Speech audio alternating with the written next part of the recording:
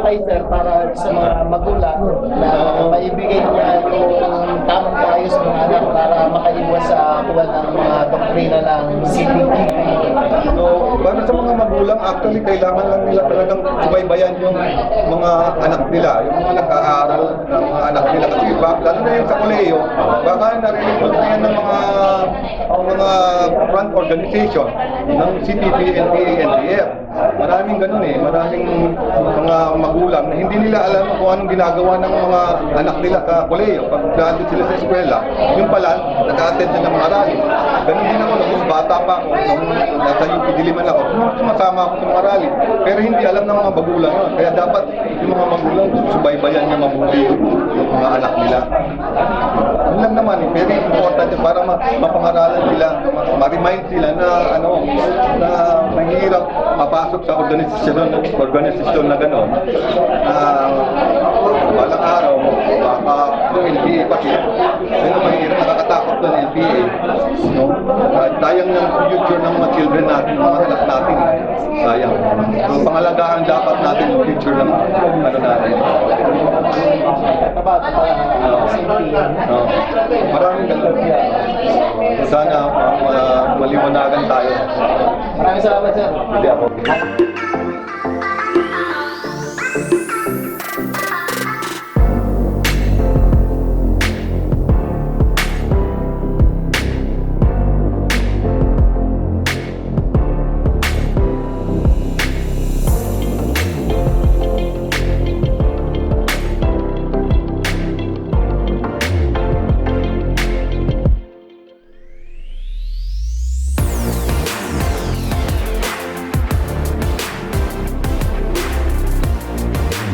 Good morning, everyone. Good morning, sir. We are so much appreciated your time and to attend this orientation. Ito po, it will brief us on how we can improve our life much better since we have a government that is truly devoted for a change. And without further ado, I would like to give to my Defense and Forces Attaché, Colonel Raul.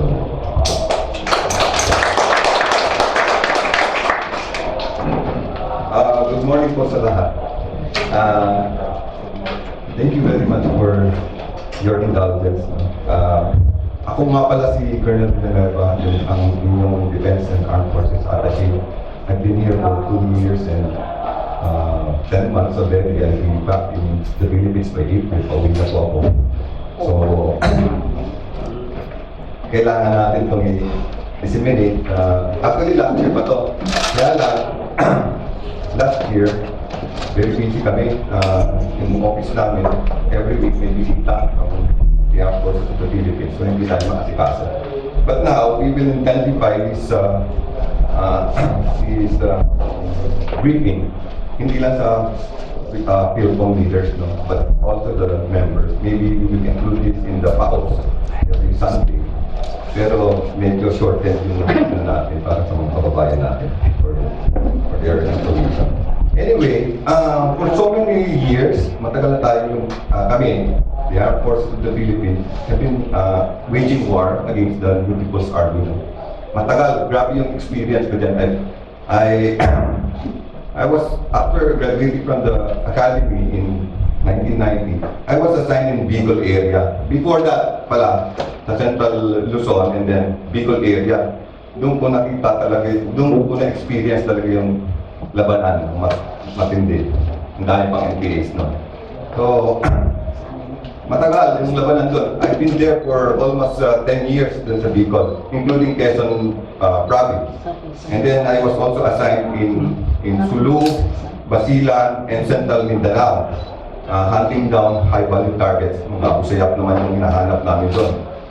So, and then I was also assigned in the Visayas region, Negros, Panay, dami din NPA. But I managed to capture all the rebel commanders there. Naubos ko lahat ng commander doon. But later on, andun pa rin sila, no? We were able to significantly reduce yung NPAs doon sa Negros and Panay. Sa Cebu, marami akong kinapture dyan, mga commander. Sa Cebu, but Cebu now is a clear area, including Bohol. Although balang nilang balikan yun. So, mahirap nang lumaban against the NPA kasi kapwa mo Pilipino eh.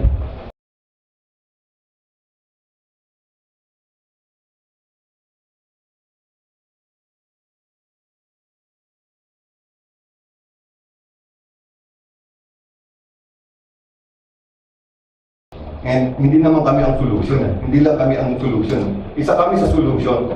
One of the instrument of national power is the military, the armed forces of the Philippines. No? Pero hindi kami ang solution because ito, insurgents, internal conflict to. Supposed to be, nagko-concentrate kami sa external conflict. No? Pag may ibang bansa na attack tayo, we will defend our territory, our Philippine territory. Dapat doon tayo naka-focus eh. Doon kami naka-focus, hindi internal. Kasi sa pulis nga dapat ng internal. But we were called upon before, ever since, to answer the call of duty na kami ang mag-lead primary role as to clear the different areas in the Philippines. So, maraming lugar yan. So, I've been an intelligence officer since I was a lieutenant.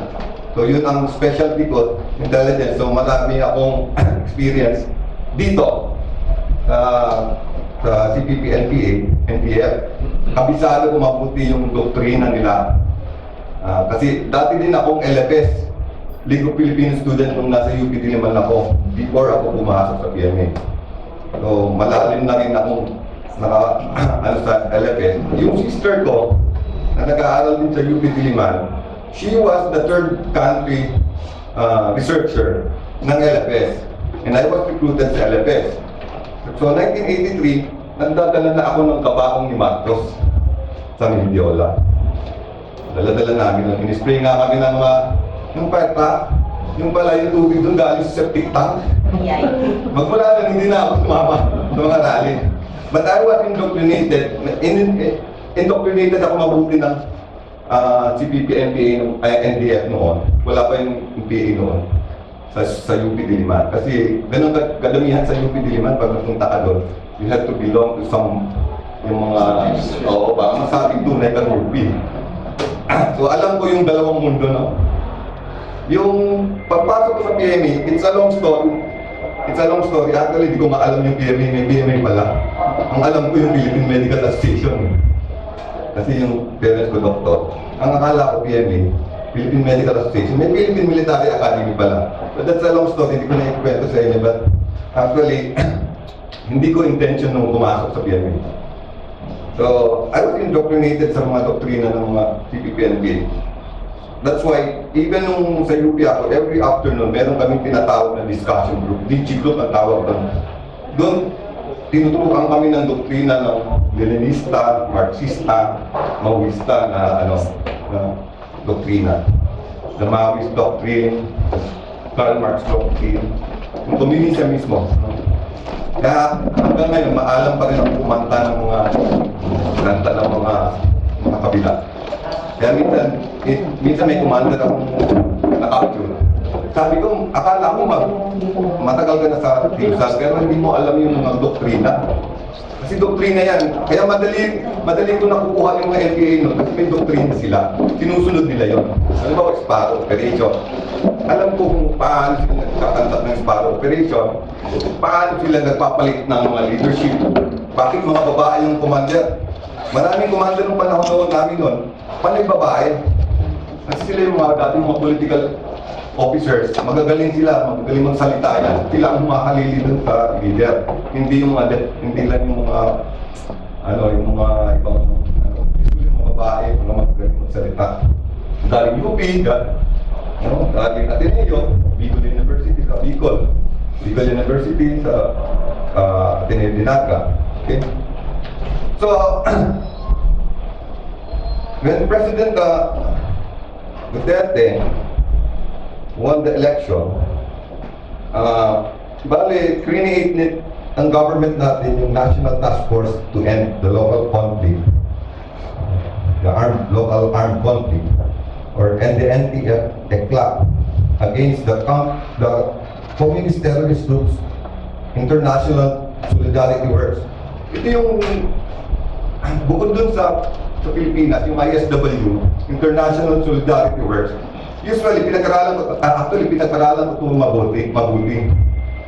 Yung marami silang ni-recruit sa abroad, especially in Europe, United States, even Australia, may mga core groups sila doon, like migrante,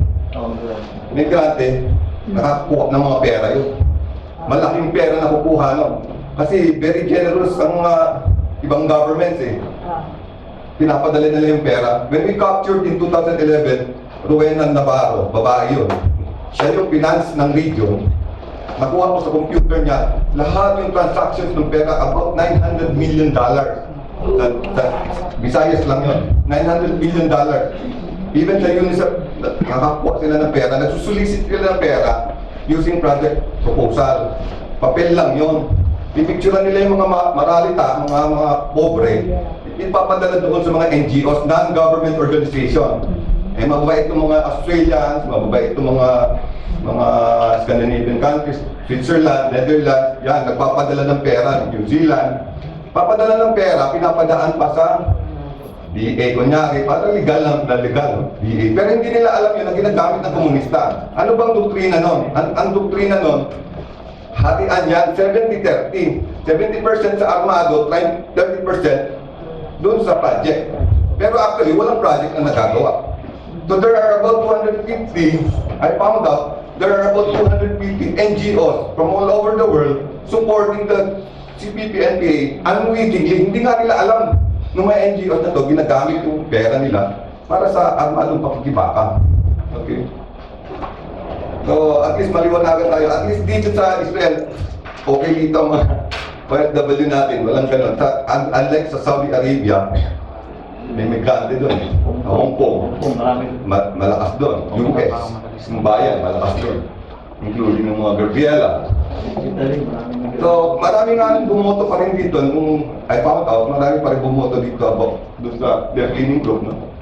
We're not red tagging actually ng mga personalities na to. Okay lang yan. No, walang problema yan sa amin. Huwag lang sila mag-aarmado. Kasi pag nag-armado sila, ibang usapan yan, di ba? Hahabulin namin talaga yun. So, actually, sa amin, okay lang yung komunista, maging komunista, huwag lang mag-aarmado. Pero kasi ang maging komunista, kailangan humawak ka ng armas. Otherwise, hindi ka komunista, sosyalista ka lang. Para maging komunista ka, kailangan maghawak ka ng baril. Okay? So, I will start the briefing. Medyo isang oras to. Maganda to kasi this will be an eye-opener. Kailangan nyo itong malaman kasi parang yung mga miyembro nyo, no? Mga miyembro nyo, may mga kapatid kayo, pinsan kayo sa Pilipinas, na mga pinag-aaral nyo, mga pamangkin nyo, or kapatid nyo na nag-aaral pa sa Pilipinas, baka kasi makapasok sa mga grupong to. Mamaya, papakita ko yung mga grupo. Actually, marami pang grupo yan. Kakunti nga lang yung nakalagay dito eh. Maraming grupo yan. At I will share to you my experience sa grupo din. No? Maging leftist ako sa Pilipinas. So, we will start the briefing. No? Okay. Before we deliver the orientation on the communist terrorist group problem, we would like to ask everyone's indulgence. This will be almost an hour presentation. The CPP and the NPA indoctrinates their people for days, months, and even years. But we ask for just an hour of your undivided attention. We ask everyone, please listen intently, and we hope that by the end of the presentation, we would have educated you on the CTG problem and its solution. Thank you very much. Why has the CPP and the NPA survived for 51 years? In behalf of our President Rodrigo Roa Duterte, we would like to first thank each and every one of you here, the members of the Filipino community, for all your sacrifices. The Commission on Overseas Filipinos estimated that as of 2013, there are about 10.2 million overseas Filipinos abroad, including descendants of Filipinos and persons of partial Filipino ancestry. The Philippine Statistics Authority, meantime, estimated that as of 2018, there are around 2.3 million overseas workers like you. You are hailed as the modern heroes, mga bagong bayani, and rightly so, because you endure not only the pain of leaving your loved ones behind, but at times even the exploitation of your rights and dignity, as you try your best to be physically and emotionally strong to give your families back home a secure and more comfortable life. You are hailed as heroes because securing the future of your families is not the only thing you have done. You have also contributed to our national security. The Philippine economy is in sound position today, partly because of you. The Bangko Sentral ng Pilipinas reported that personal remittances of overseas Filipino workers for the first 11 months of 2019 reached a total of $30.3 billion, or more than 1.55 trillion pesos. Dami, laki, no? This is 37.8% of our 2020 national budget of 4.1 trillion pesos. Remittances used by your families to their needs and by the government to finance its problem to our people, for our people. Congratulations and thank you from the bottom of our hearts. However, while you are sacrificing for the sake of your families back home, there is a group that sees your sector as a potent force to pursue their agenda. This group seeks to undermine our progress. Their only intention is to bring down the government and destroy our country in order to impose their violent form of governance born out of failed ideology. This group already infiltrated our government, and worse, they brought their networks abroad to exploit you. Back home, they threaten the security of our loved ones, particularly our children. This group is the Communist Party of the Philippines, National Democratic Front, and the New People's Army, or what is now collectively called as the Communist Terrorist Group. So yung tatlong yan, balik mo. Yung tatlong yan, ito yung utak, ito yung pangsangga nila, yung NDF. Andiyan nakapaloob yung mga different legal organization, and then yung armado. Yung armado, yung NPA. Okay? They operate in a complex web of a network using front organizations to deceive our OSW. Among these groups are the Gabriela, the Migrante, Bayan, LFS, and KMP. Kulang pa nga ito eh. May mga maraming organization. Yung mga KMP, yung Kilusan ng Magsasaka ng Pilipinas, may Alliance of Concerned Teachers, so marami yan, no? Pero ito lang ang pinaka-active. Kung makikita niyo sa eleksyon, ito ang pinaka-marami. Yung Dilawan. Yung Bayan, no? Yes. However, when you are sacrificing for the sake, no, to provide this, allow us to show you a video of the CPP chairman, Jose Maria Silva, taken 33 years ago in 1987, where he identified some of this CPP group front organizations.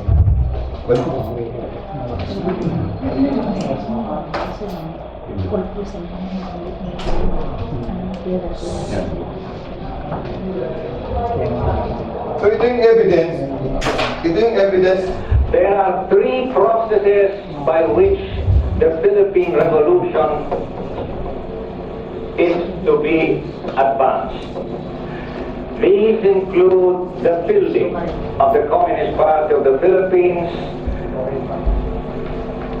the building of the New People's Army, and the building of the National Democratic Front. The Communist Party of the Philippines was established on December 6, 1968 as the Marxist-Leninist vanguard party of the working class. This party is supposed to be the standard bearer of the working class, which is that class that is the most progressive, productive, and political force in the Philippines. It is true that a minority class, especially only the party which represents it, cannot win the Philippine Revolution all by itself. At any rate, even while there are the forces of armed revolution, there are the legal democratic forces in the Philippines.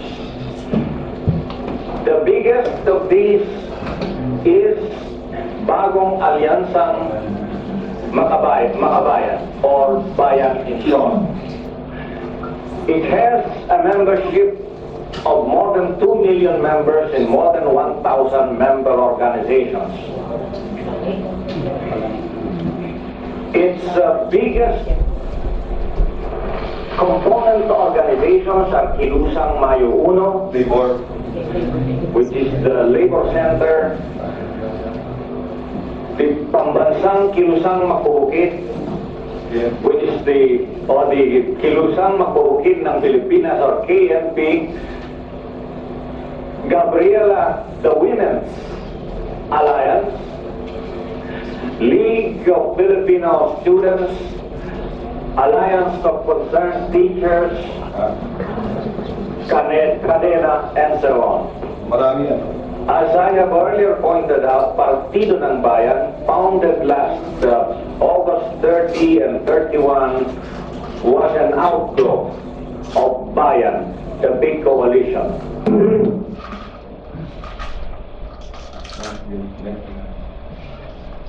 So, yan po yung interview nung pinakawalan ni President Aquino, yung Cory Aquino, si Joma, nagtago siya sa Netherlands.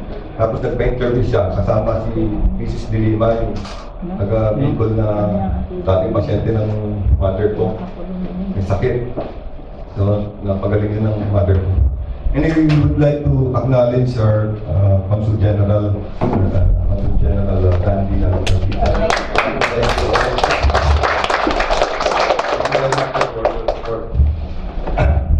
Continue.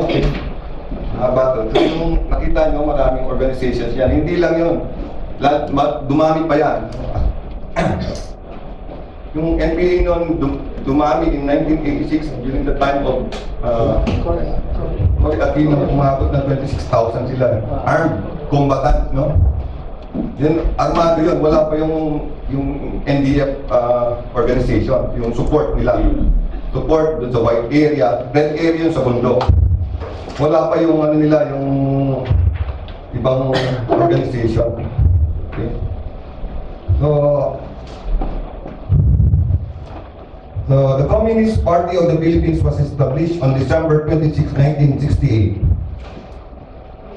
President Rodrigo Duterte, who was born on 28 March 1945, was only 23 years old then. Yung pala sa nung bata. Wow, what's that?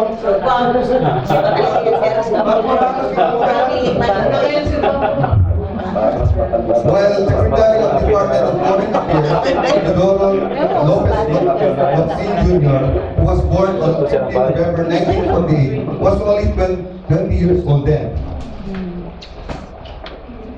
So, sino sa inyo, 1968, pinanganak. Meron itong bata sa ito. Ako, siguro, ewan? Nagbuburadol pa yata ako dun. 1979 ka? Tawag mo pa. Marami ka mga dito, no? Okay. Over the last 51 years, what has the communist terrorist group contributed to our country? Thousands of lives lost during the purging launched by the NPAs from 1983 to 1990s. Thousands of their own members were killed in purges committed nationwide. More than 10,000 civilians and thousands of our soldiers and policemen were all killed. pinagpapatay nila mga kasamahan nila. Actually, nagpakalat lang kami ng kwento nun, na may mga DPA kami doon sa organization nila. So, grabe yung paranoia nila. Pinagpapatay nila yung mga kasamahan nila. Kaya maraming nag-surrender sa amin noon. The early 90s, yun ang pinakamaraming surrenderies. Early 90s, kami yung operators noon. Kami yung pumupunta sa barangay para pag-usapan yung mga kabarangay na, kababayan natin doon. No? So, marami nag-surrender doon sa amin. And because of that, ang dami namin nakuha ang kampo doon. No? Even yung isang operation, we captured 80 firearms. No? Kasi pinuno na ng mga tao. Kasi punong-puno na rin sila sa NPA kasi inaabuso na rin sila eh. Hiningan sila ng pera, pagkain. Okay. Based on the study made by the Institute of Economics and Peace, the Philippines ranked 9th in the 2019 Global Terrorism Index. Number 9. The IEP noted that the terrorist activity in the Philippines was dominated by the NPA, which was responsible for over 36% of deaths and 39% of the terror-related incidents. Its standard economy, the Japan International Cooperation Agency, estimated that lost economic opportunities due to NPA attacks are in billions annually, while extortion from telcos, from telecommunication, mining, transport, power generators, and businessmen are also in billions. NPA also extorted 3 to 5% of the project cost from the contractors of government in infrastructure projects, which also reach billions of pesos. Based on official records and limited data, the communist terrorist group collected a rough estimate of 5.4 billion from extortion alone in just a span of 3 years from 2016 to 2018. Okay. Note that this underestimated amount is just the tip of the iceberg, as most of the extortion transactions are not reported by the victim for fear of NPA reprisal. This chart shows the NPA spread across different administrations from the term of President Marcos to President Duterte, vis-a-vis our GDP, the gross domestic product during those years. As shown is this chart, our GDP hits a low point every time the NPA spread increases. President Duterte realized that 51 years is long enough for our people to suffer and our progress to be stand by a small band of communists who still believe in a failed ideology. As such, on 04 December 2018, President Duterte signed Executive Order number 70, creating the National Task Force to End the Local Communist Armed Conflict, or the NTF-ELCAC, which calls for a whole of government and a whole of nation approach to attain an inclusive and sustainable peace and the adoption of national peace framework. This briefing is part of the package that we provide for the different sectors of our society to educate the audience on the rationale of the President's decision to issue EO 70. But most of all, it aims to give the audience a perspective of the communist terrorist group problem and its cost to our country and our people, and the factors that contribute to its continued existence. Over the last 51 years, the government, particularly in the security sector, sought to solve communist insurgency. Every administration has its own strategy to confront this problem. From the search and destroy strategy in the 70s to the 80s, and to the lambat-bitag SOT during our time. During our time, lambat-bitag SOT yung ginagamit namin noon. It was very effective. This one is very effective. Kaya lang, nung tinurn over na namin sa police, bumalik ulit yung NPA strength. Tumaas na naman sila. But we managed to reduce their the NPA from 26,000 to 7,000.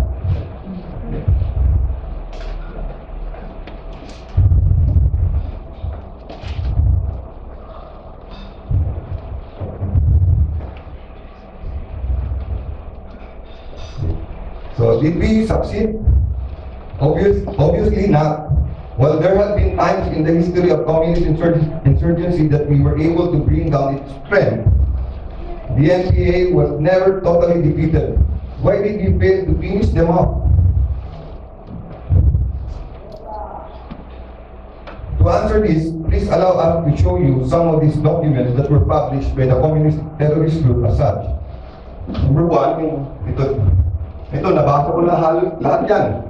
Nabasa ko na lahat yan. Piling mga sanaysay hinggil sa filosofiya mula sa Peking Review of the Communist Terrorist Group Central Publishing House hinggil sa imperialismo ni Joma Sison. Araling aktivista of the Communist Terrorist Group Pambansang Demokratikong Paaralan at tatlong ESCOM. Ito yung tatlong ESCOM. Composed of several forces for the farmers, the women, the youth, and other sectors of our society. These are just samples of the literatures that the communist terrorists produced to educate and influence the minds of their supporters. Take note that these communist terrorist group publications were written in English and Filipino to cater to both local and international audiences. Some of them were even written in local dialect. May mga Bicol na yan, Bisaya. For years, the government has always chosen the road to peace when dealing with the communist terrorist group because despite our difference in religious and political beliefs, we are all still Filipinos. A number of peace talks were conducted across the different administrations, but all of them failed because of the deceit and treachery on the part of the communist terrorist group. Even while the people talks were ongoing, they attacked our people.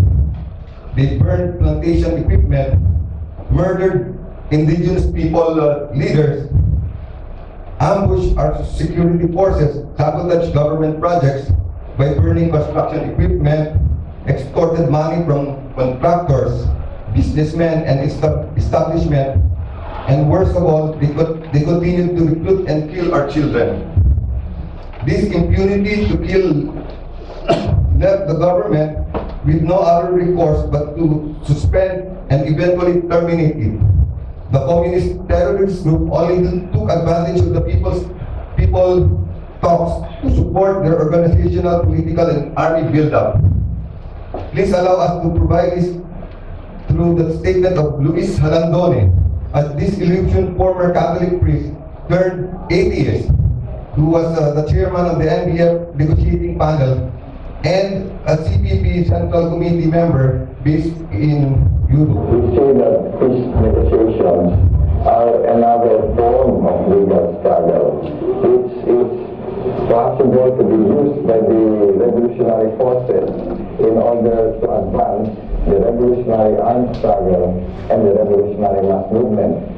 This other form of legal struggle, the peace negotiations, does not replace the revolutionary armed struggle nor the revolutionary mass movement. In fact, it should advance, it should support this revolutionary armed struggle as the main form of struggle, and the revolutionary mass movement, which is a more important struggle than the peace negotiations.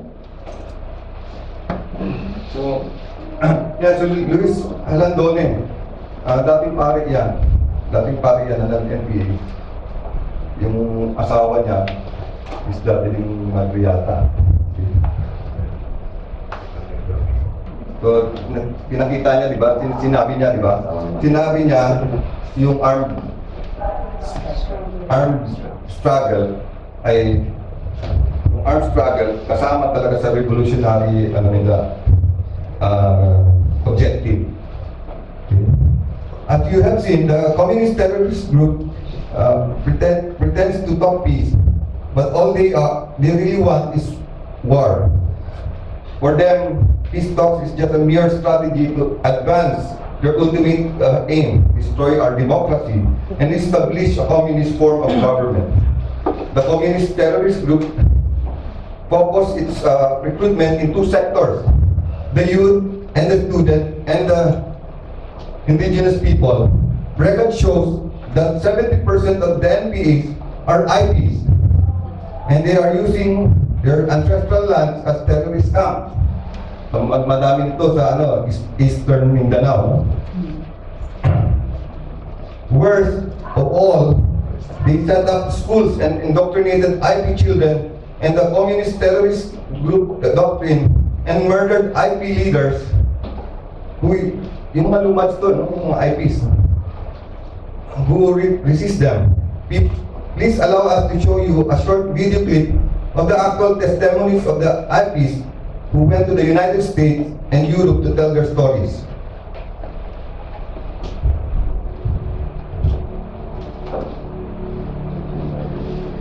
We have come here to tell our stories.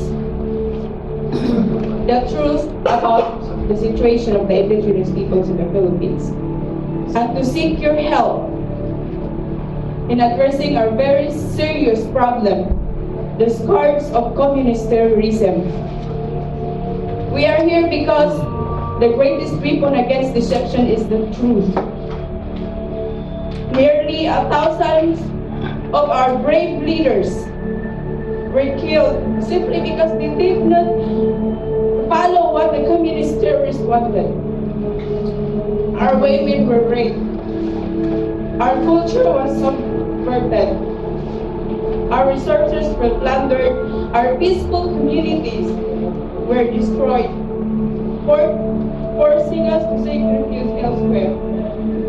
And our children have been brainwashed and molded to become child warriors, just like Magdalena and Awimahuga. On the night of December 13, 2016, our house was attacked by the communist terrorists with no less than 50 members.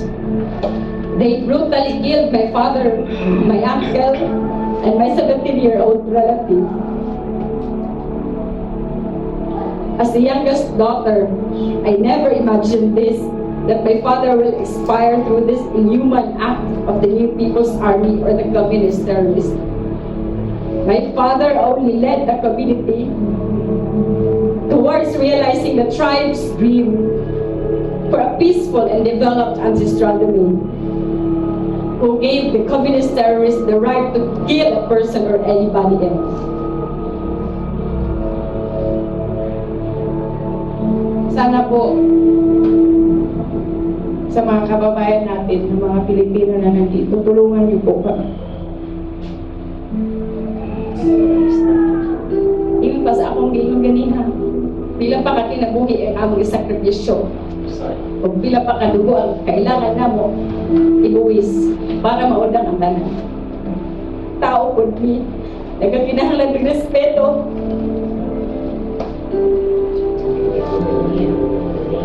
Ang among kinabuhi karon na nag-anime is in danger. Pero why are we doing this? We are doing this not for ourselves, but for our tribe, for our community, for the entire indigenous peoples in the Philippines, for the next generation. Because I don't want the next generation to suffer what we have been through for the past 50 years. Hinaot na kami matabangan. Daghang salamat. Sa ako, first time na ako nag-book yung story, at I didn't even know that you guys exist. Sa among kinabuhi. But it is nice at it's an eye-opener. Nalaman natin yung pabalikas wala yung pinalalabas sa news about sa mga nangyayari sa kanila. And we are so touched. In fact, we've been crying also while they were telling their stories. Kasi nakakaawa naman talaga.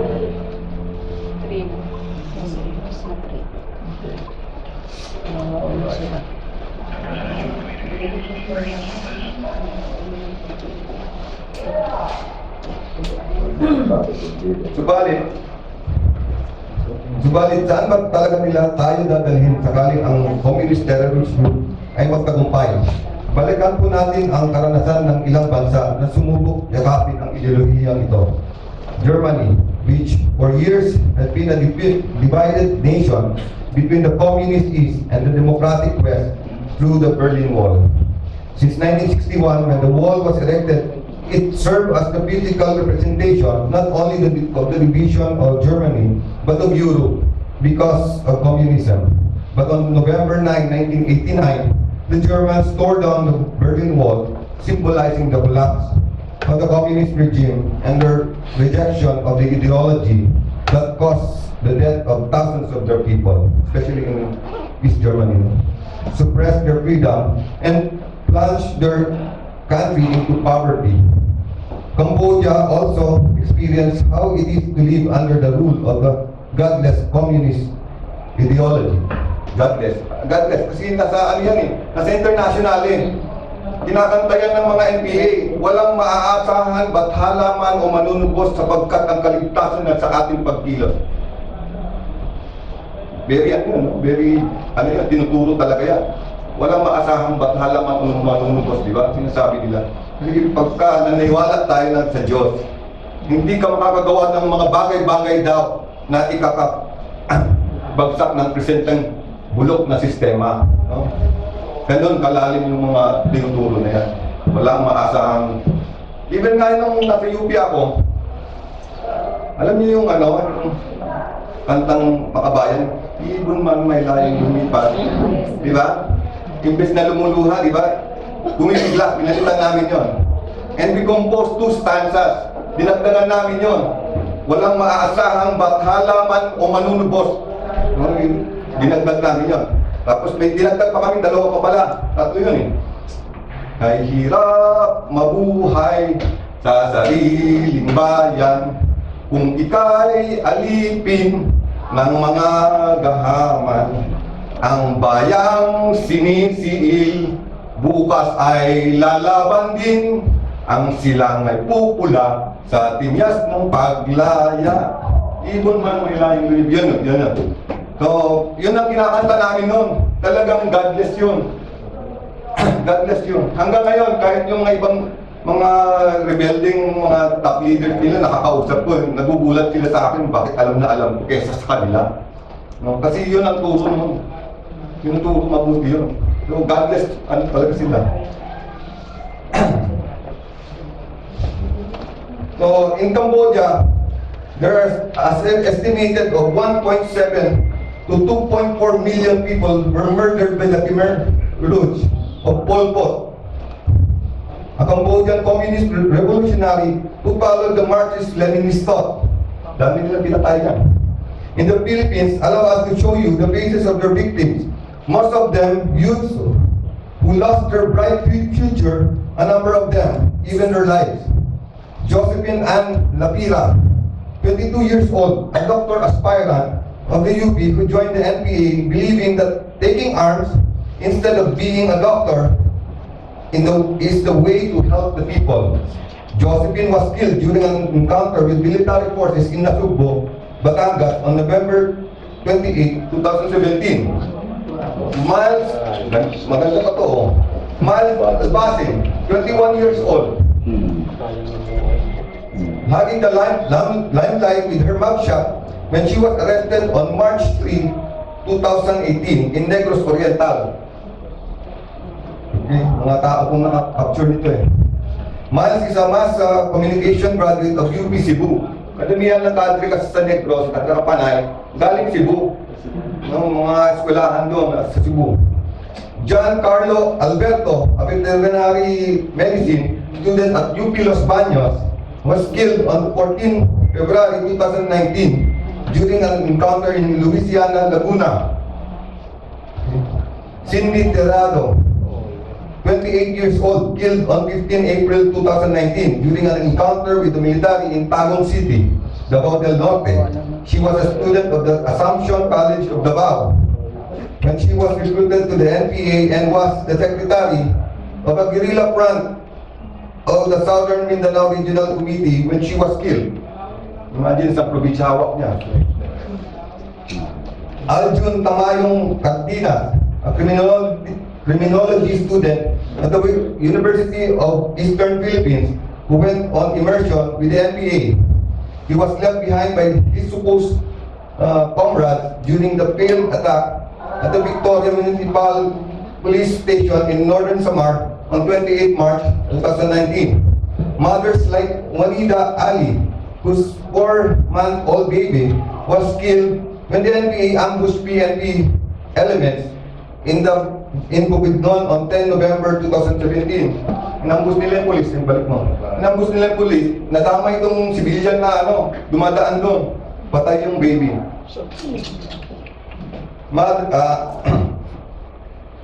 Pablo Oblero, a CAPCO member who was killed in the front of his wife on October 27, 2019 in Valencia City, Bukidnon. His wife painfully recalled that the NPAs dragged them out of her house and hog-tied her husband before he was shot twice. Nung may classmate ako sa academy noon, second class kami noon, third year kami sa academy, yung tatay niya at saka lolo niya, kinaladkad ng NPA kasi pinapag-resign siya sa PMA. Pinatay nila yun sa harapan ng mga buong barangay, tinanggal pa yung balls ng lolo niya, pinasubo pa sa bunganga bago pinatay. Ngayon yung kaya iyak yung classmate ko. Yung classmate ko yun, dating runner ng NPA siya, nung panahon nila, yung mga nauna pang sila, Victor Corpus. Siya ang runner nila, Victor Corpus, ng mga pagkain, nung bata pa siya. And yet, pinatay pa yung parents niya, at yung father niya, at lolo niya ng NPA. So, nung mag-scout ranger siya, doon siya nagpa-assign mismo sa Isabela, and he killed all the commanders there of the 1st National Battalion of the NPA. Nakaganti din siya. Pero after that, bumait na siya. Marami siyang pinasurrender ng mga NPAs, no? Pero inubos niya muna, pati yung battalion commander nung 1st National Battalion. The 1st Battalion yun ng NPAs ng buong Pilipinas. Pinaka-advanced dati noon sa Northern Luzon. Yan, Kalinga, Apayao. Yan ang pinakamaraming NPAs noon. Pinakamalalakas at naarmado. Okay. Daughters like Lerma, Bulaklak, Akal, Liway, who believe that the NPA will give them a land of their own. She said that later that yes, the NPAs gave them a land, but only to see it as a burial ground of her father who was killed by her so-called comrades.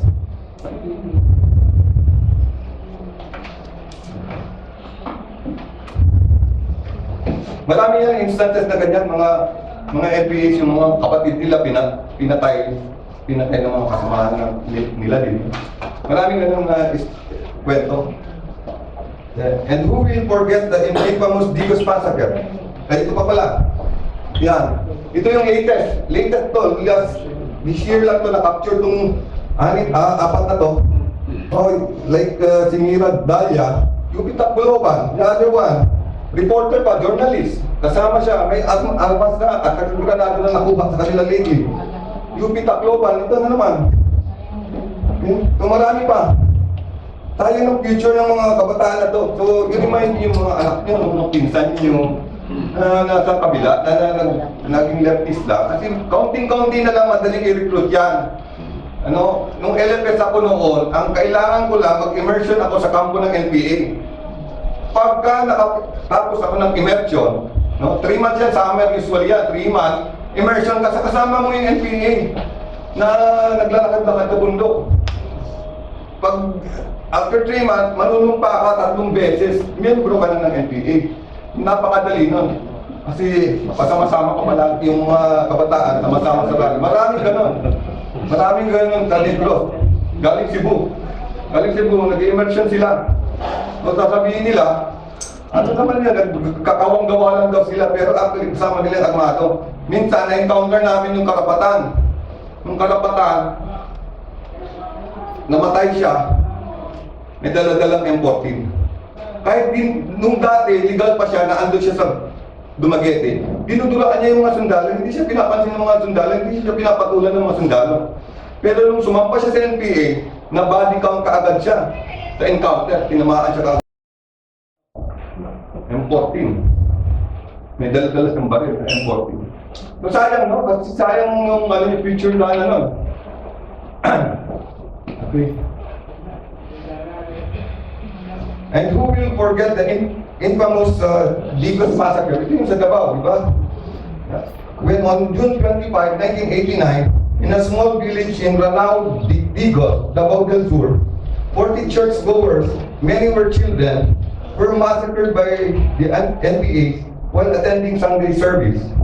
Two of the victims, Ruben Aya, a pastor, and his brother, were beheaded. They were killed for refusing to submit to the communist terrorist group rules. Ang dami niyang pinatay. 40 yan eh. Mga IPs din yan. Sa ganitong kalagayan po nila, tayo dadalhin. The European Union, the United States, the United Kingdom, and Canada all declared the CPP-NPA and CESA as terrorists. In the Philippines, the President in 2017 signed Proclamation Number 374 declaring the CPP-NPA as entity designated and/or identified as terrorist organization. No, wala yung NDF, no? Kasi yung NDF, legal yun eh. Okay lang yun. Kahit mag-rally sila araw-araw, wala kami pakialam doon. No, hindi namin sila, ang problema lang pag nagtagmado sila. No? Pero hahabulin talaga namin sila.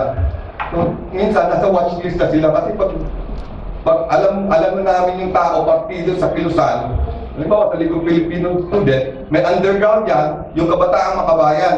Pag pumasok na siya doon, party member na siya. Automatic party member yan, nanumpak na yan 3 beses. Nakaparihan, kung sino yung nagtutulot ng yung Christian for National Liberation, CNL, tawag na. Christian for National mga seminarista.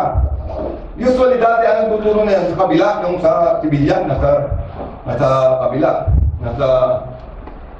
Pero ngayon, sa mga seminarista ngayon, sa seminaryo ngayon, ang nagtuturo ngayon, obispo na. Kung ibig sabihin, kung sino yung nagtuturo ng CNL sa mga seminarista, siya yung party member, ibig sabihin nanumpa na siya sa kilusan 3 beses. Maraming paring ganon. Yung an eye for an eye, yun ang inaano nila eh. Tinuturo nila, an eye for an eye. Dinadastify nila yung violence ng NPA. May mga paring yan, sa Negros marami yan. Pero at least naging kaibigan ko yun, napaliwanagan ko din naman. Medyo kabasketball pa lang palagi. Okay.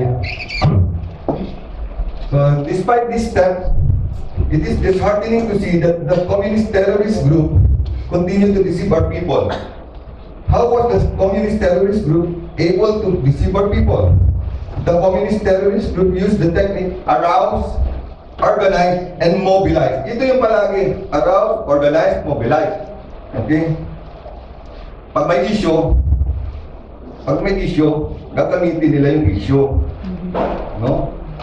Ma-arouse ka ngayon. Oo, ano, bakit? Paano in-infiltrate yung Nestle ng Philippines? Through arouse, organize, mobilize. Ang laki ng sweldo ng mga taga-Nestle Philippines sa Laguna. Alam nyo ba? Yung nag-organisa ng labor union sa loob, yung KMU, paano nila pinasok yun? Kaibigan ko na ngayon, party member. Kwento niya kung paano pinapasok yan. Ganito yan. Di ba sa labor sector, sa Nestle, may mga union din. Yung union na yon, may mga officers, di ba? Tapos may middle forces. Ito yung mga middle forces, yung mga medyo matagal-tagal na rin ng kaunti sa kumpanya, pero gusto nilang palitan yung leadership ng union. Ito yung middle forces, tapos may yung lower forces, yung mga baguhan na manggagawa. Yung mababang manggagawa, walang pakialam yan, ang gusto lang yan magtrabaho kasi gusto nila kumita. Yung janitor nung panahon noon, napakalaki ng sweldo, 12,000 yung basic niya, marami pang benefits siya. So, ang ginawa yung KMU, tinarget niya yung middle forces kasi ito yung may ambisyon na mag-take over ng leadership ng union. Inabangan niya sa labas ng Nestle, kinausap niya. Ano bang trabaho mo dyan? Supervisor po ako, ganyan. Supervisor ka? Officer ka ba sa union? Hindi. Yung mga nasa taas kasi, yung mga nasa taas ng leadership ng union, walang pakialam din yun kasi ang gusto nila ma-maintain nila yung status quo. So, pero yung middle forces gusto ng pagbabago niyan. Naalala niyo ba sa inyong organization. May middle forces yan eh. Palagi yan may middle forces na gusto din umakyat. Baka may organization yun. Pag pinasok ng KMU, pinasok ng NP, kinausap siya, magkano sweldo mga supervisor? Ganito po 25,000 ang sweldo po, monthly and basic. May mga alawas pa po kami, umaabot po ng 40,000 lahat ang take home po. Bawas na yung SSS. Supervisor yung 40,000. At sabi niya, bakit ang liit ng sweldo mo? Tingnan mo itong Nestle sa Switzerland, sa Japan, sa ibang bansa. Ang laki yung tingin mo, 10 times ng sweldo mo. 10 times yung sweldo mo. Oo nga, no? Bakit kaya ganun? Ganito, i-organize natin yung union.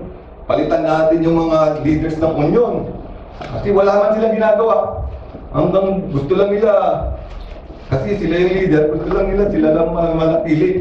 Wala silang pakialam talaga dun sa mga mabababang manggagawa. Ayun. Oo nga, in-organize niya, na-organize, in-overrun nila yung leadership, no? Nagpalit, KMU na, pumasok. Patawa-tawa yung organizer. Organize. Because of that, ang daming dinemand ngayon ng KMU, yung union, hanggang nagsara yung Nestle. Temporarily, no? Nagsara. Ang daming na-layoff doon. Sa 100 na layoff, kadamihan doon yung mga na-layoff, nag-NBA sa Laguna. Yung 50 doon, namatay lahat sa Laguna. Yung sa 100, 50 nag-NPA. Yung iba, lumipat sa Toyota, Honda, o kaya ngayong Honda ngayon, pansara na. Di ba? Ganun yung gusto nila sirain ang economic sabotage. Para ang sisihin ng mamamayan, yung gobyerno. Di ba? Ganun yan. Baka hindi nyo napapansin yan.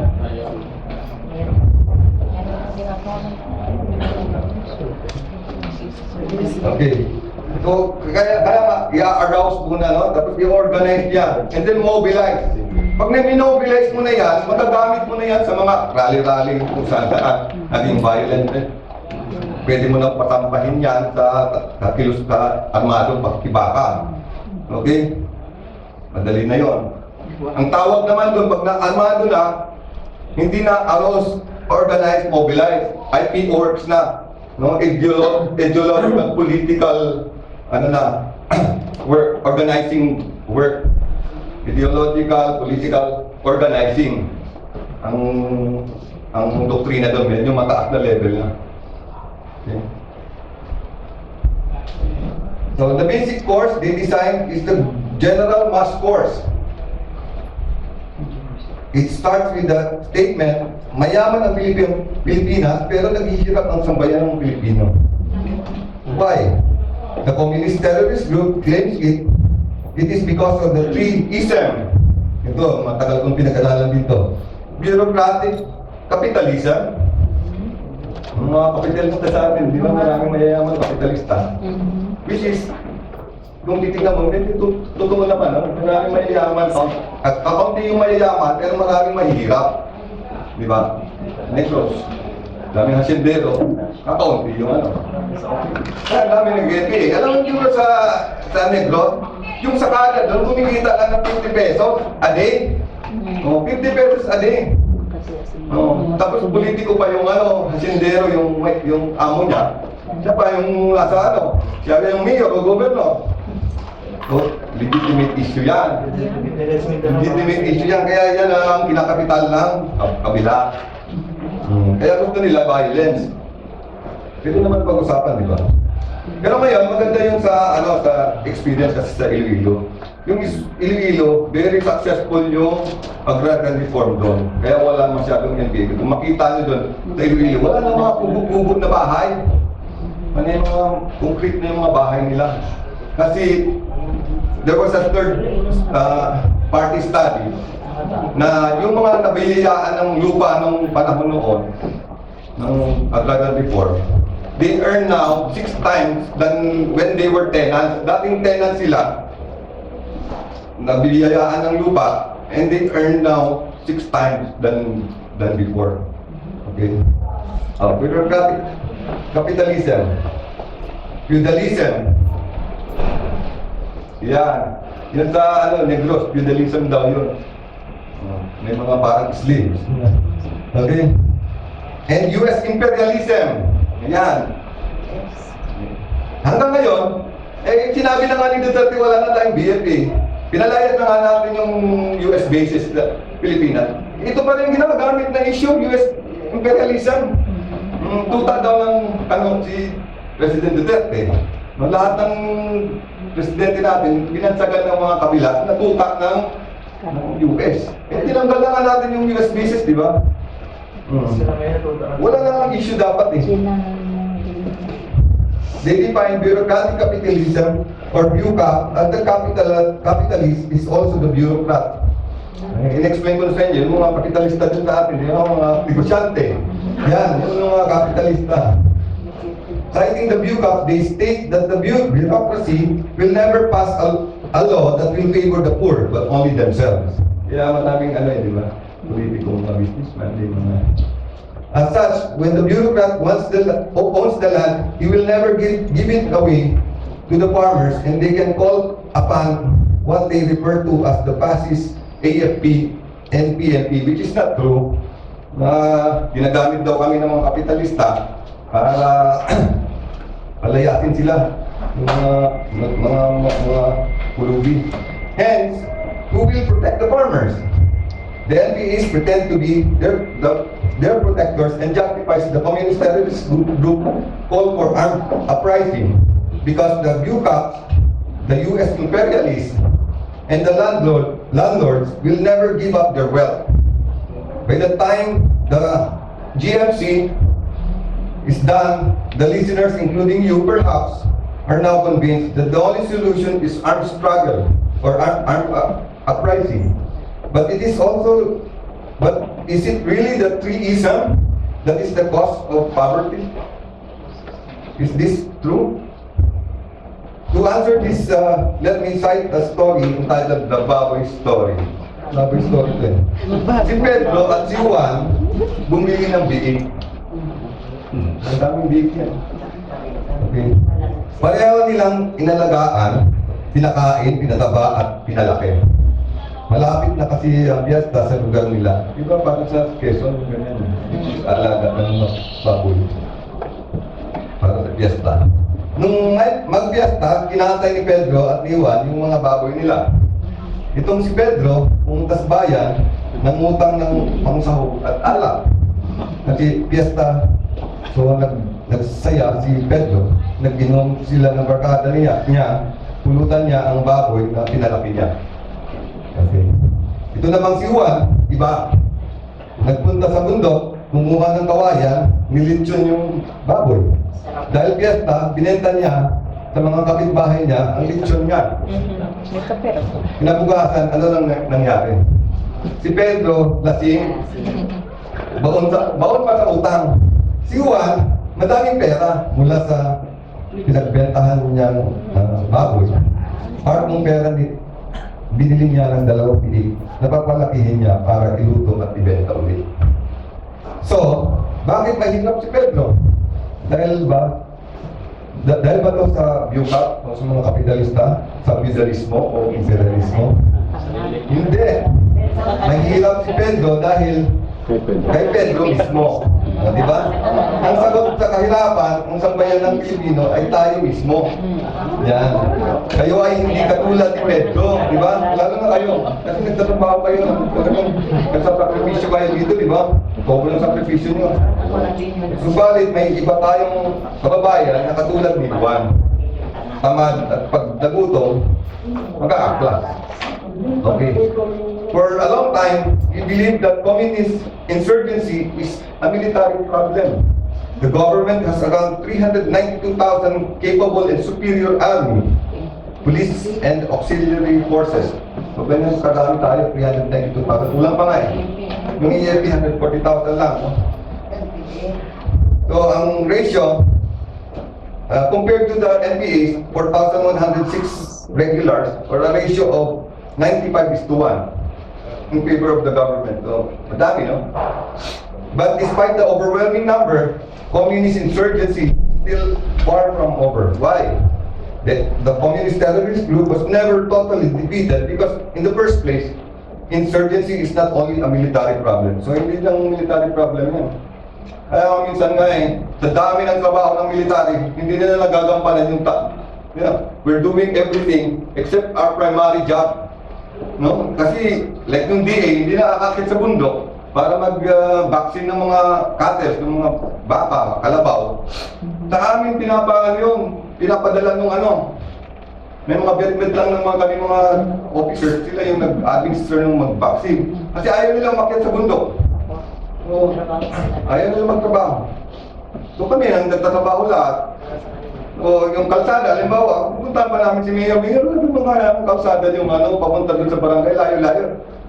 Kadamihan ng mga lugar na napuntahan namin, na lalagyan namin ng kalsada, nawala yung NPA, Bundok Peninsula. Nawala yung NPA dyan because of So, in fighting insurgency, we had two issues to confront. A resilient communist group and an apathetic bureaucracy. This chart shows how we use the PUPER in terms of addressing the threat posed by the communist terrorist group. Why we could not totally defeat them. They have a clear ideology, Marxist, Leninist, Maoist. No? Ang communism is teoryang pang-economical yan initially. No? Pagdating ni Lenin, ginawa niyang very political yan. Export the revolution. No? So, export yung revolution, may violence na doon. No? Actually, si Karl Marx, hinirap lang niya kay Hegel yung idea ng communism. Na lahat-lahat tayo pantay-pantay, no? Pantay-pantay daw. Hindi pwede naman tayo, no? Kaya yan, teoryang pang-ekonomiko. Teorya, pwede totoo, pero hindi pa napagtutuhanan. No? Kasi hindi naman tayo pwedeng magpantay-pantay, di ba? Oo, hindi pwede, di ba? Hindi tayo, kanya-kanya tayo may ambisyon. Di ba? Yung mga anak natin may mga ambisyon, eh. Oo, hindi pwedeng pare-parehas tayo lahat, communist. Oo. Oo, yun ang gusto nila, pantay-pantay daw. Walang mahirap, walang mayaman. Oo. So, you cannot kill an idea. Hindi mo mamatay yung Karl Marx na yan eh. At Leninist idea eh. You cannot kill the idea. Di ba? Lalo na tayo, may prinsipyo kayo, they cannot kill your principle. Yung mga, no? Pag may paninindigan tayo, nobody can kill that idea. No? So, and the only way is to provide our citizens with alternative idea, mas magandang alternatibo, hindi violence, no? Hindi through violence. The red fighters are trained to be propagandists. Community organizers, social workers, and teachers. Our soldiers are only trained as tactical operators. Totoo yan. Yung NPA, kahit hindi yung nakapag-aral na masyado, magaling yan sa organizing, yung pag-usap sa mga maralita, mga nasa bundok, mga tao sa bundok. No? And sa isang SYP, mayroon yan political guide. Yun ang nag-indoctrinate sa kanila, nag-indoctrinate. No? Sa platoon level, mayroon political instructor. Matalino yan, kapagsalita yan ng maayos. Sila ang inspirasyon ng kilusan ng mga political officers. No? Pagdating sa taas, sa frente, sa front, at sa region, meron political officers. Yun, mga graduate yun ng colleges. UP, yan. Ateneo. So yun ang nila.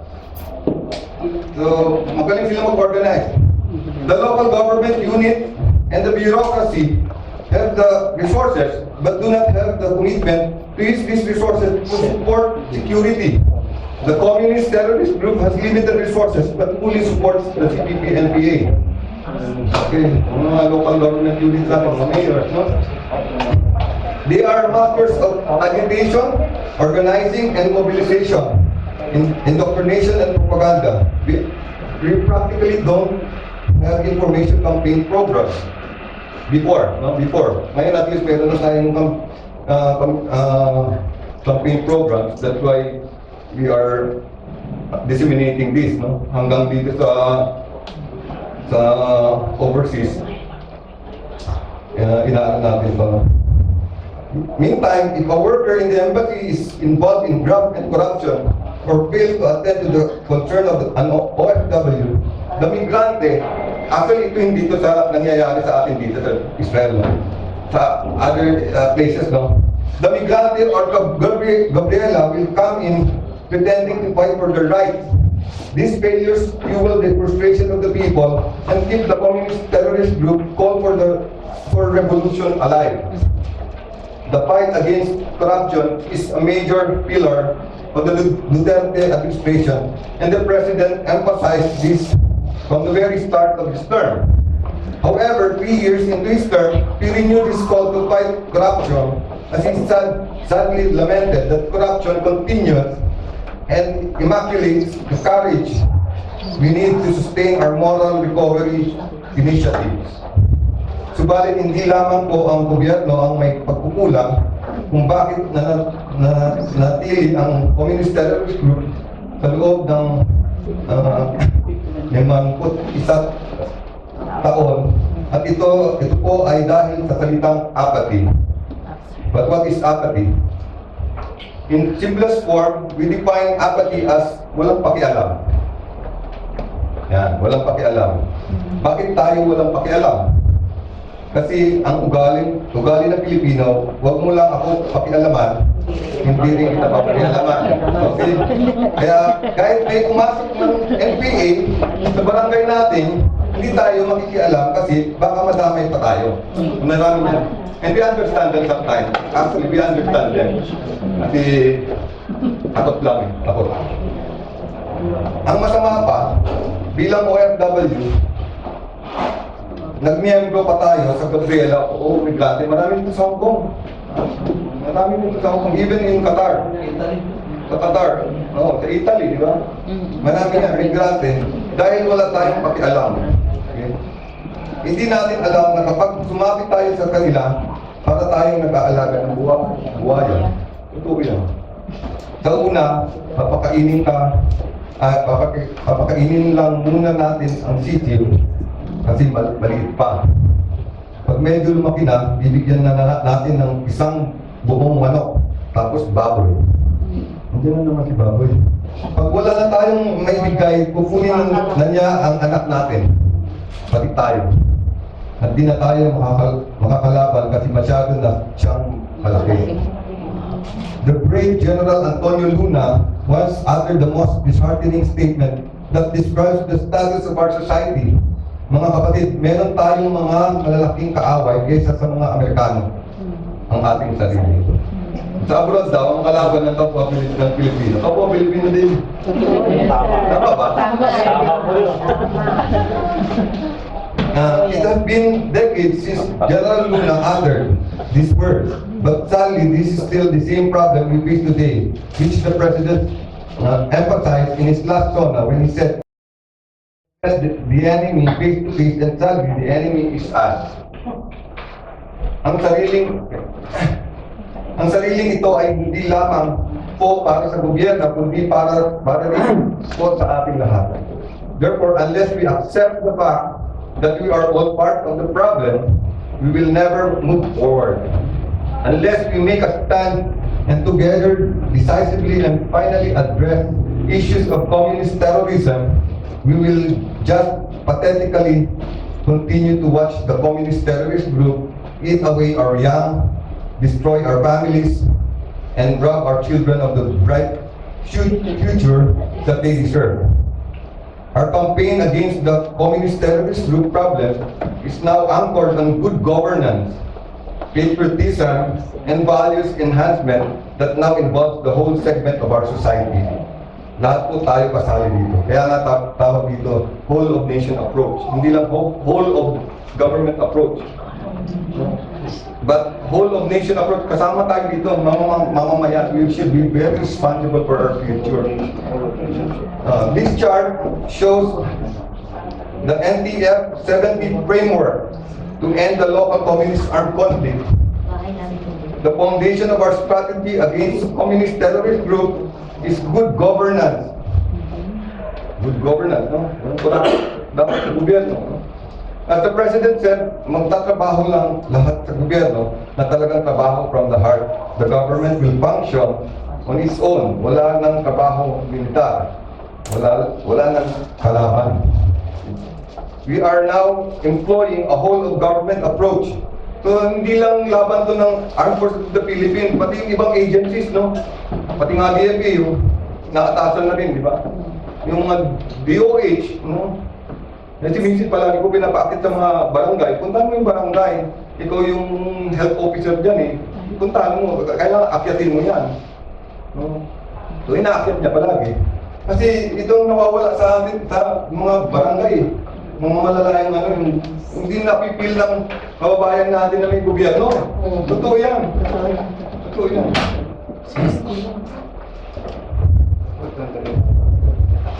We are now employing a whole-of-government approach to end this problem.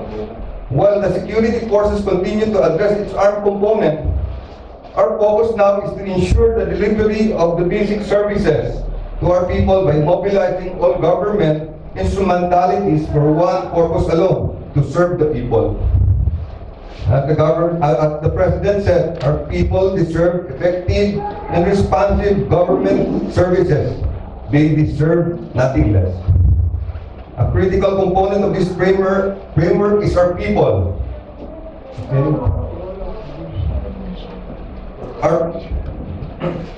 A whole of nation approach that now involves all segments of our society, placing in the hands of the Filipinas the power to chart our nation's destiny. This is how the government is addressing the communist terrorist problem, and we need you. If this campaign is to succeed, the Philippines is a nation of people who believe in the importance of family and our faith in God.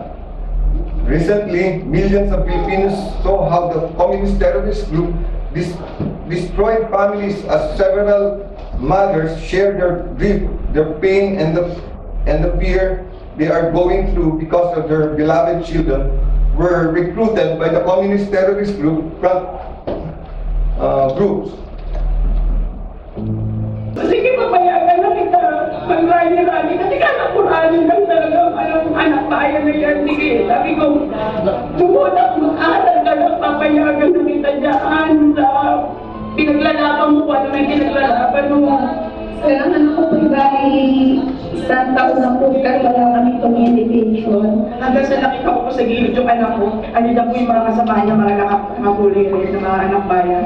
Bigla ko po hinila yung anak ko. Yung anak ko po nagpukumigres pa po siya. Ito po. Hindi ko po pinaharap na malikas yung anak ko. Kasi nag-iisa ko lang yan. Nung time po na election, sabi ko na nasa niya mami, nagkakabit kami ng mga campaign material. Sabi ko, gabi na, sabi tatanungin, para kanino po yung pagkampanya niya? sa Kabataan Party List po, saka kay Neri Colmenares. Kasi po nag-post po ako sa Facebook, ngayon nag-open letter po yung anak ko na sumagot siya sa akin. Kaya hindi naman kasamahan po sumagot. Sabi nila dito, maaaring mga magulang na kayo, pero tandaan niyo, dumaan lang siya sa inyo, hindi niyo siya pag-aari. Inyong mga anak ay hindi niyo na mga anak. Sila ang mga anak na lalaki at babae na magnanais ng buhay sa sarili. Dumaan sila sa iyo, ngunit hindi mula sa iyo. At kahit nakasama ka pa nila, ay kabilang sila, hindi sa iyo, pagkos ay kasama sila sa isang lipunan. Sabi ko, hindi ko anak yun, isa ang nanggaling yun eh. Sino mo? Parang kung sa programa ng gobyerno at saka NFTs, parang lagi mong may diskusyon, pero yung mga pag-ihinat ng mga iban lang ko sa gano'n. Saka hindi ko nagpalakit sa mga naglalaglat ako, ginamit yung anak namin sa politika. So nakita niyo yun, baka may mga anak kayo, no? Mga pinsan kayo, mga kapatid, or mga pamangkin, no? Na nag-aaral nyo pa naman, pinagastusan nyo tapos na sasama sa mga ganito. No?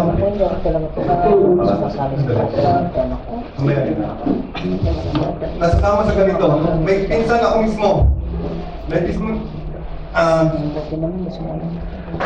Mayaman sila, may hardware sila. Yung pinsan kong yun, nasa PU siya nag-aaral eh. Na-recruit siya ng LFF. And then nagkabatang makabayan siya. Nung nagtitinda siya doon sa hardware nila, ang pambalot niya yung mga propaganda. Mga subversive documents, yun ang pambalot niya doon sa mga hanggang nag-NPA siya. No? Si Edmundo Esplana Hakub, no? Pinsan ko yun. Naging commander yun sa Camarines Sur, no? Sa 3rd District ng Partido area. Doon din ako na-assign. Pinatay siya ng kapwa NPA, no? Kasamahan niya. Pero mataas na position yun. Commander yun. Pinatay siya ng kasamahan niya dahil sa babae. No? Dahil sa babae. Don't you know, ako pa ang nakakuha ng bangkay niya. Ako pa nakakuha ng bangkay niya sa Mount Isarog. Umiiyak ka yung mother niya eh. Yung auntie ko, yung makita. Imagine ang yaman-yaman, lahat kumpleto yung buhay niya sana, no? Pero nag-NPA. Ayun, pinangalan ng NPA ngayon, yung isang frente o front ng isang probinsya, Edmundo Esplana Hakub Command. Ako din ang bumuwag ng command na yun. Inubos namin yung NPA doon. No? Hanggang ngayon, non-existence na yung Edmundo Esplana Hakub Command. Pinangalan yun sa kanya, sa pinsan ko. Okay.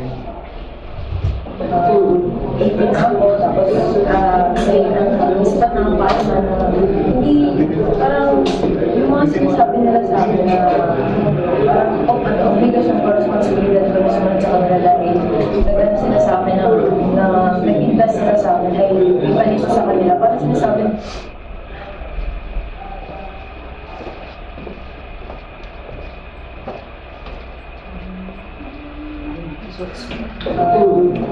ako, tapos may isipat ng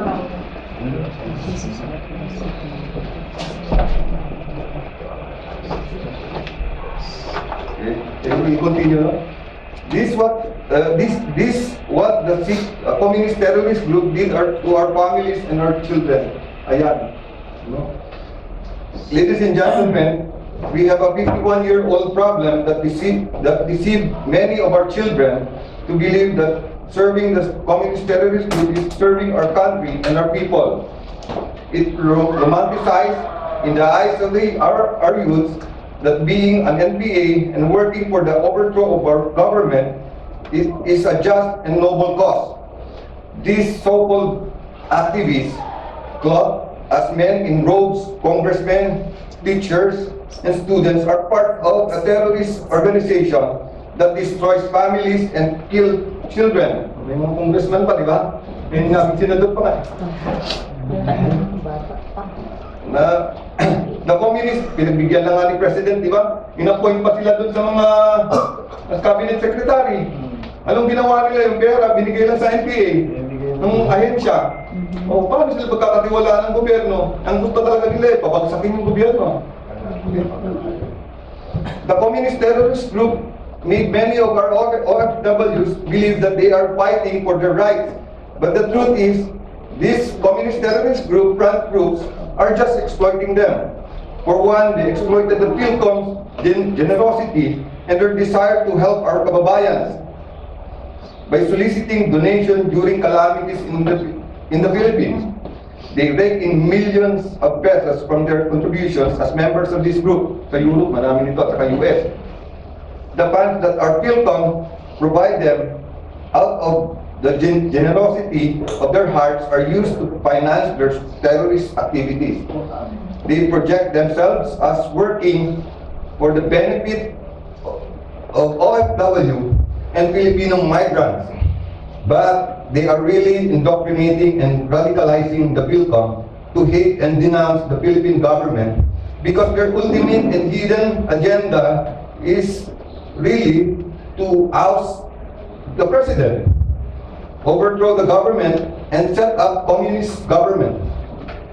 Who is going to solve this problem? Our children? Our children's children? Is this the kind of future we want to live? To leave them? The Filipinos already rejected this foreign ideology imposed to us by the communist terrorist group. Result of an independent survey showed how the Filipinos perceive the CPP, NPA, and Jose Maria season.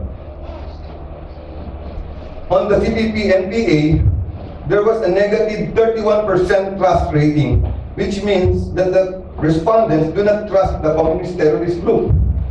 On season, there was a negative 21% trust rating, which means that most of the respondents do not trust him. About half, yung si President, at anong trust rating yung President? 80 plus, di ba? Itong negative 21. So, about half of the respondents are 50 or 51% are angry and scared of the CPP NPA because they are perceived as violent criminal terrorists. Ruben Guevara, ito si Ruben Guevara, ito yung isang founding member ng Communist Party of the Philippines. Mentor ko siya. Siya yung nagturo sa amin. Nung nag-aaral ako ng intelligence basic, siya yung palagi nagtuturo sa amin, malalim na malalim to. In fact, mas senior pa siya kay Joma Season nung binuo nila yung CPP-NPA. It's not actually Joma Season lang ang nagbuo niya. Ito yung isa sa founding fathers ng Communist Party of the Philippines. Ngayon, sumurrender yan, nagtuturo sa SEADS, doon sa Special Intelligence Training School namin. And naging instructor namin, malalim to. Grabe, pati mag-Tagalog na lalim, parang NPA. Talaga. Siya yung nag-kangaroo court. Siya yung nag-kangaroo court doon sa dalawang NPA na nagbato ng granada sa Menjola. Oo, kasi humingi ng promotion yung dalawa, nagyabang, kwento-kwento sila. So, kinort martial, kangaroo court nila doon sa Tarlac. Sa Kapas. Actually, hindi Kapas doon yun. Malapit doon sa Hacienda. Doon pinatay yung dalawa na kasamahan nila. Si Ruben Guevara ang nagkangaroo court doon. Siya ang head ng commission na naglitis doon sa dalawa. Kasi naging mayabang pa. Kasi humihingi ba ng mga pabor dahil sila yung nag-bombing ng Plaza Miranda. Okay. Next. Nakita ko na yung dito kalupatan. Meron nga tayo ideology ang Pilipino. Ligas na ideology na naniniwala tayo sa Diyos. Tayo ay makatao, may pagpapahalaga tayo sa buhay, may pangunahin natin, nakabati tayo sa pamilya. Ito'y wasak lahat sa komunista eh. Huwag na tayo patangay din sa sinasabi ng mga komunista, 50 taon na ito, my God. Perpetual war na ito. At kung ito talagang katagutan pa, ang sabi nga ni Mark, kung pinakaibigan pala si Mark, ang sabi, ito'y pakibigman ng mamayan na magtatagumpay lamang kung lalahukan at susuportahan ng mamayan. In 50 years na hindi ito nagtagumpay, ibig sabihin, ayaw ito ng mamayan. Itigil na natin. At ang kawawa ay susunod na lang Pilipino.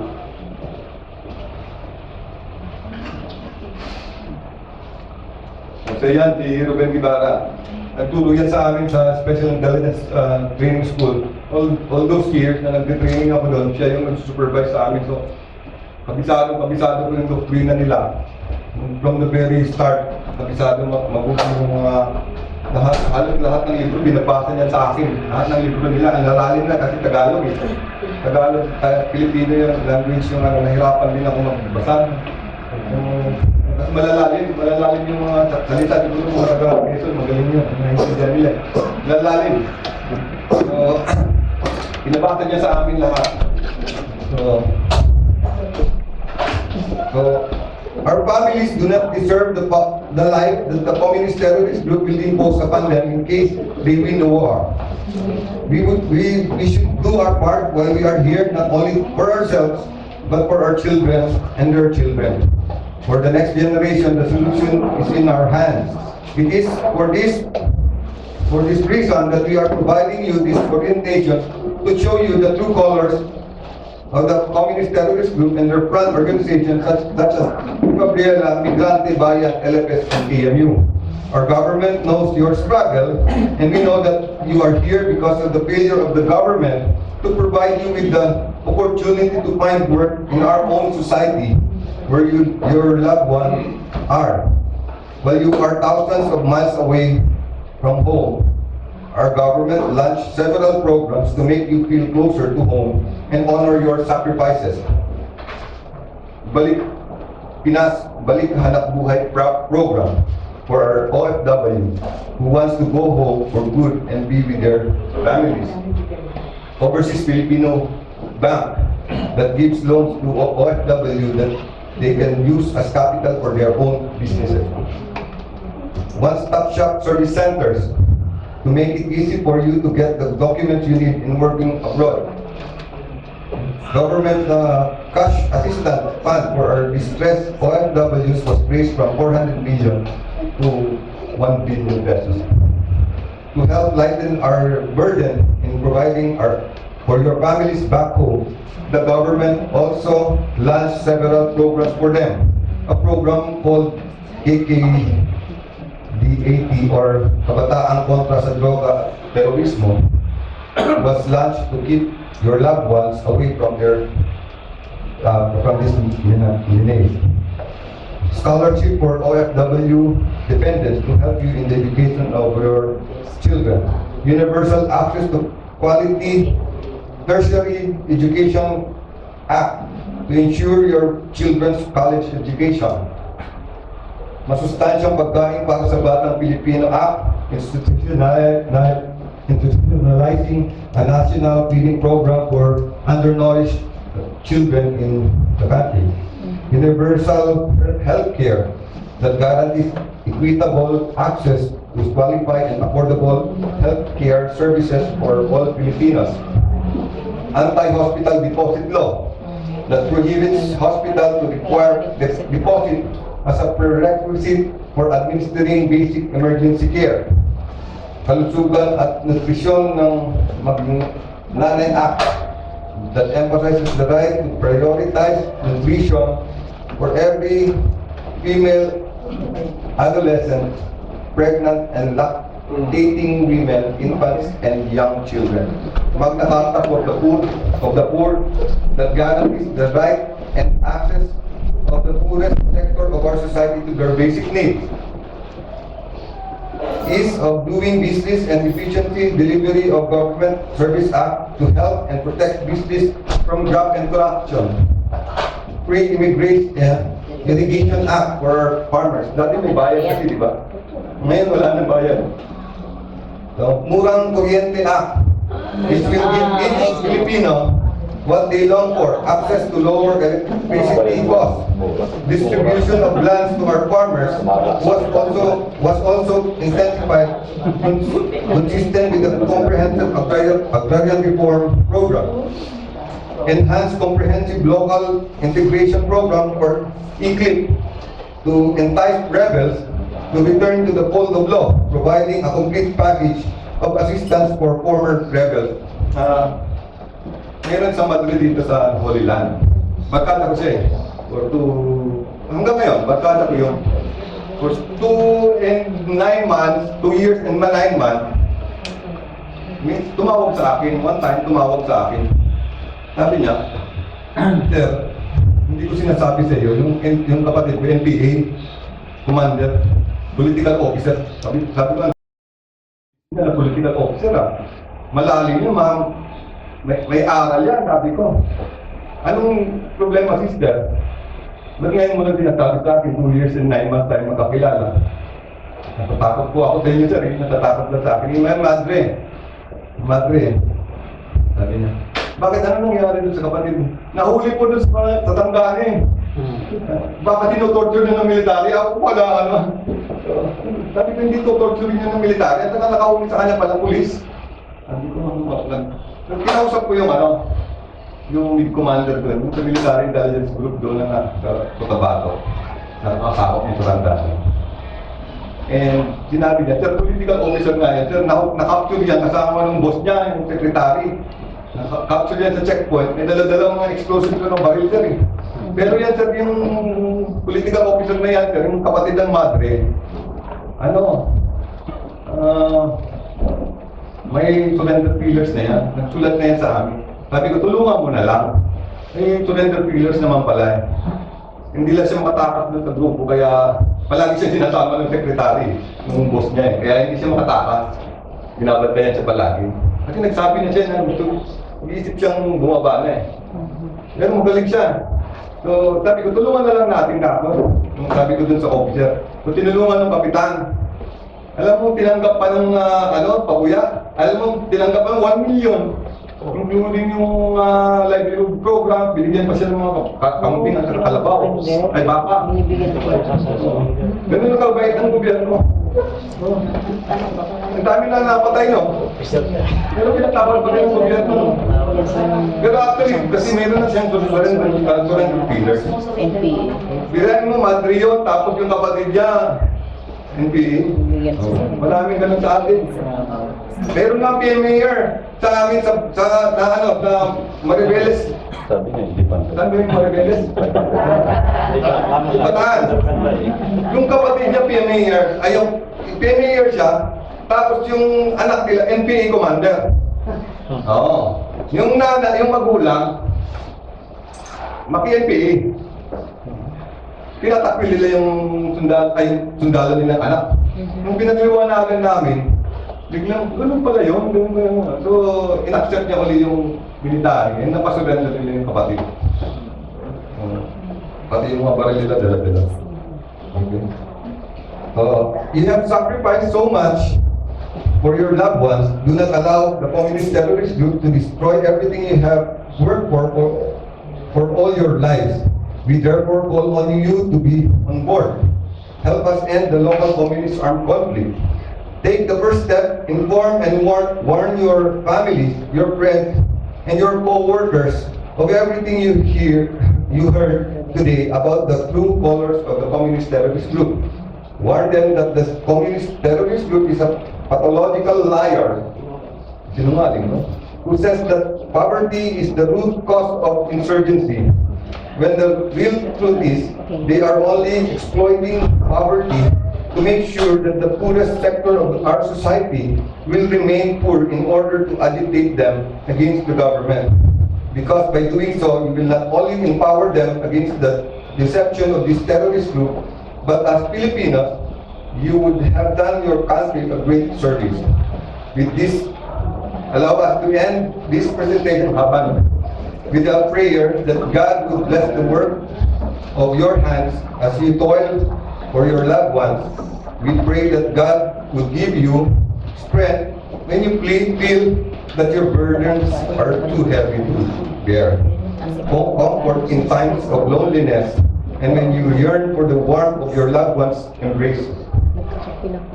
Peace amidst all the uncertainties that you must face, and joy in the hope that one day you would not have to leave home.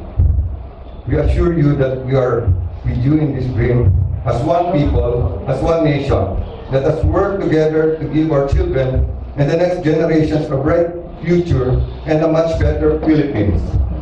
Kabayan, halika na. Makialam tayo, makialam ka. God bless us all. Before we end, may I request everyone to please stand up and sing the Pilipinas kung mahal. Ito maganda kung kantan ko, no? Bago tayo mag-question and answer, kantayin muna natin ito.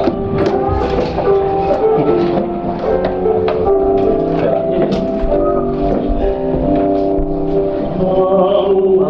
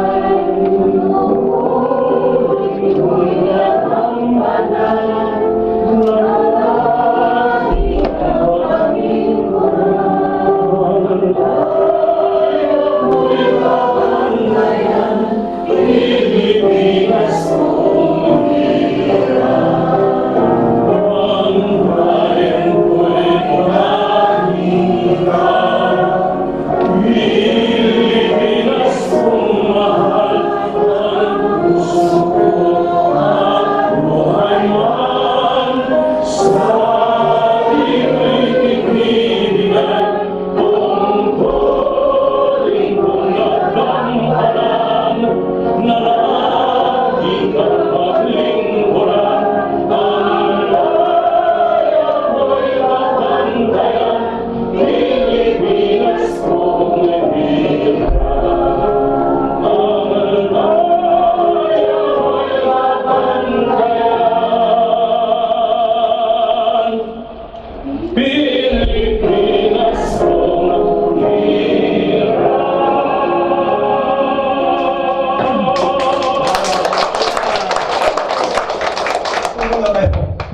Ganda no? Ganda ng tugtog na yan. Bata pa ako, gusto ko nakikinig pala. Kaya, even nung sa military na ako, gusto ko mag-attend ng flag retreat. Kasi siya yung tinutugtog ng flag retreat.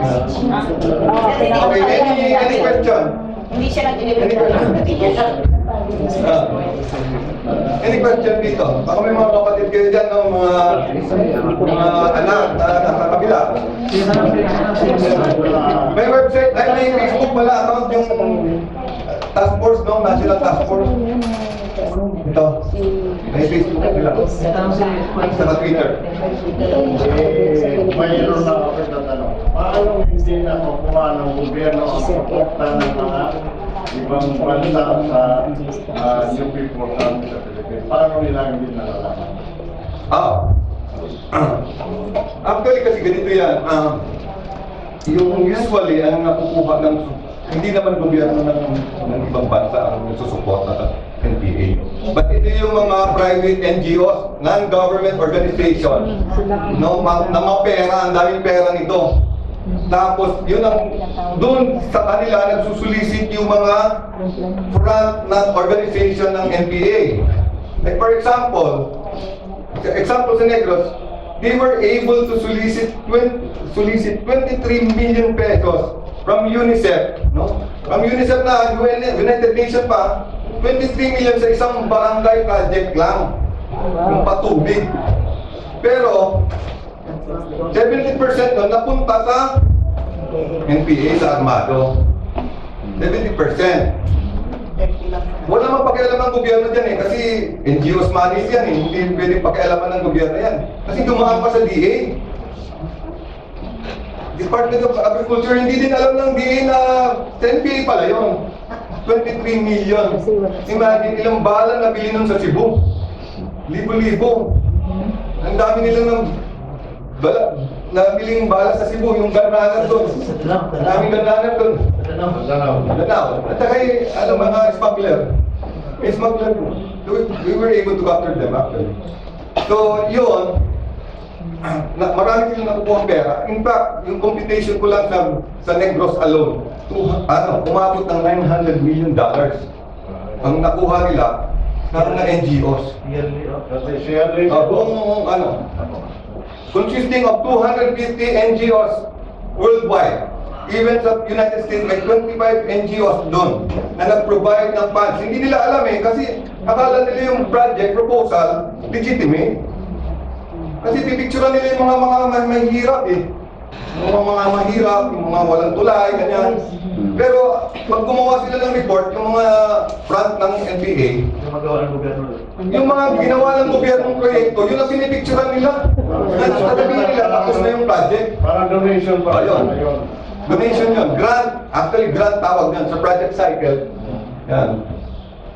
Madali lang kasi di kahon yun. Fill in the blanks yung project proposal. Kahit ako marunong gumawa ng project proposal. Nag-aaral din ako ng community development and developmental management.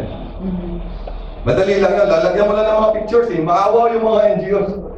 So hindi nila alam na ginagamit pala ng kabila, ng NPA yun. So ang ginawa ko, in-email ko lahat yung 250 NGOs. May mga 2-3 na talaga maki-NPA, mga communist nila.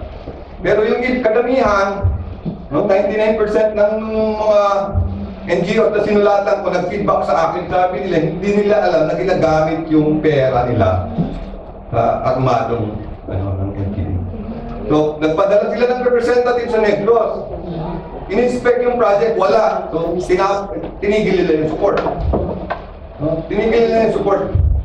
So, namulubi yung NPA sa Negros. Ang nakahawak ng NGOs na yan, ng umbrella organization, Sernet, nasa Bisin Cebu yun. Doktor pa. Bakla na doktor. Siya yung head nung umbrella organization, tawag ng Sernet. hawak niya are other NGOs na gamit ng kabila. So magugulat kayo kasi na-capture mismo namin. Si Ruel Navarro, taga Sibuyan. Na-capture namin siya from Bohol. From Bohol, may kinausap siya doon. May tinanggap siyang pera doon, about 500,000. Tapos tumawid siya ng Cebu, and then puputang Negros sa Silay, kinapture namin siya sa Silay. And tinakawalan pa nga ng gobyerno. Tapos sa capture siya ulit, may dala-dala na naman pera, milyon ng pera. No? Yun na? Si Balwek, patay na din yun. Pinatay din ng kapatid niya. Pinatay siya ng kapatid niya, na NBA. Di ba? Balwek.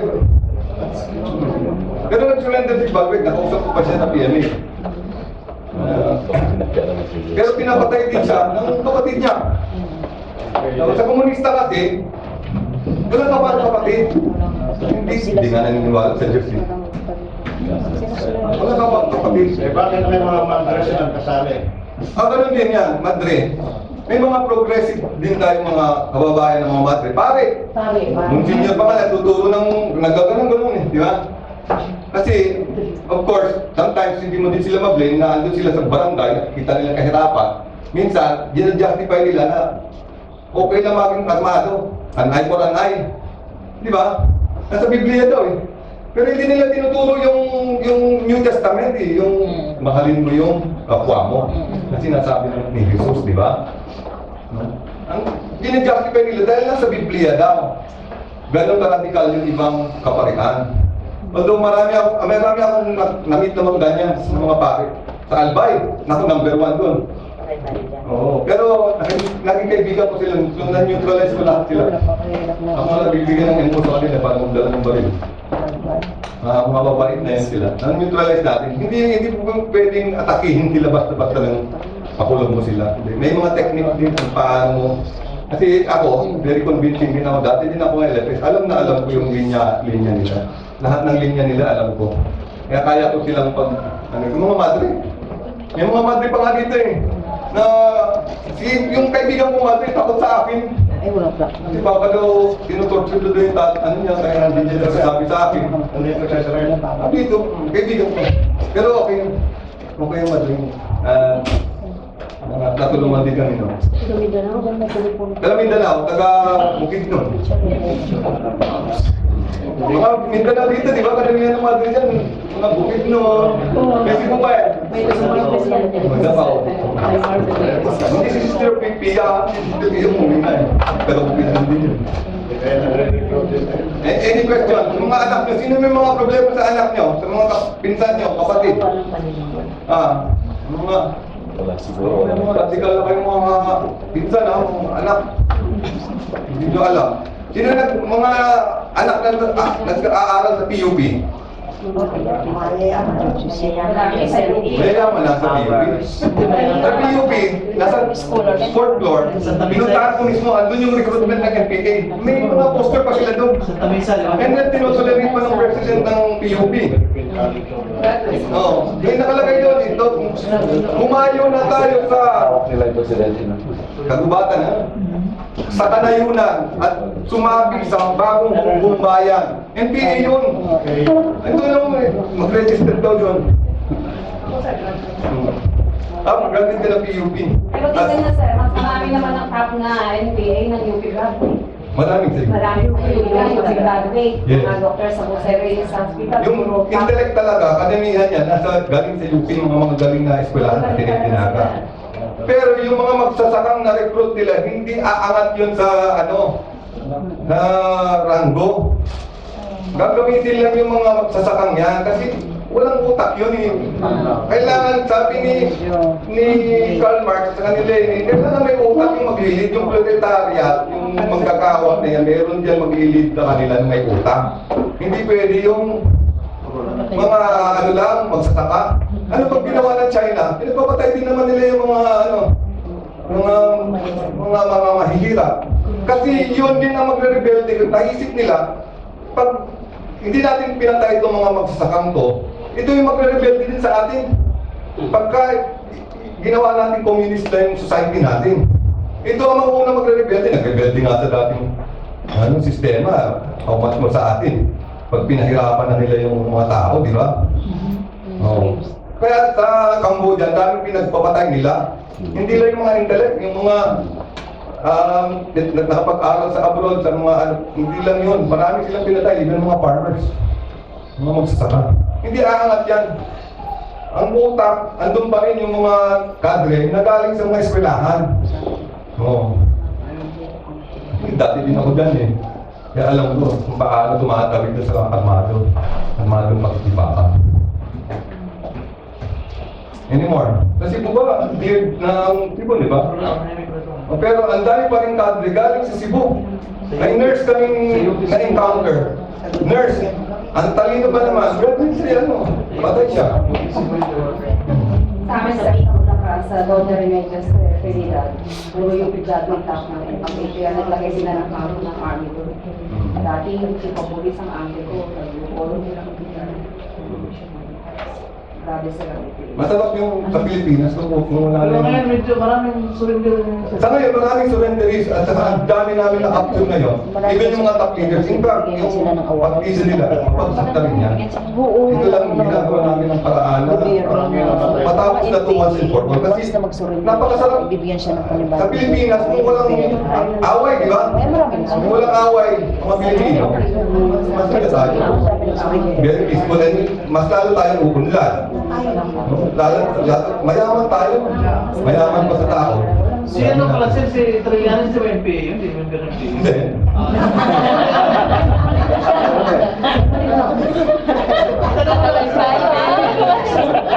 Problema ka sa Pilipinas.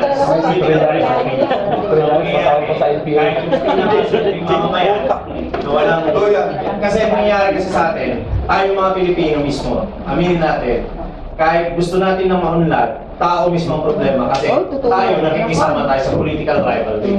So doon nagkagaling yung gitan, sama, pagkagagawa tayo ng kilos. Ang problema natin, pinuputo natin yung mga kurakot din ng mga politiko kasi. Ang dami naman magagaling na politiko dyan, mga mabait eh, mga maayos, dapat nabigyan lang ng 50 pesos.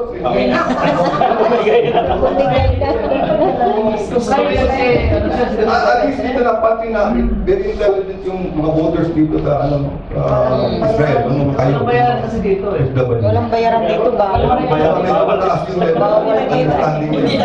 Compared sa mga bagay, sa uli, yung mga natin doon, hirap na hirap. At least kayo ganyan, dito mataas yung understanding mo. Mag-iintindi mo. Kaya dapat i-vote wisely. Lalo na sa probinsya mo, hindi yun andun pa ng mga tao. Ang relative yung kailangan talaga ng batas yan eh. Di ba? Kung talagang maayos yung ibuboto nyo, di ba? Sa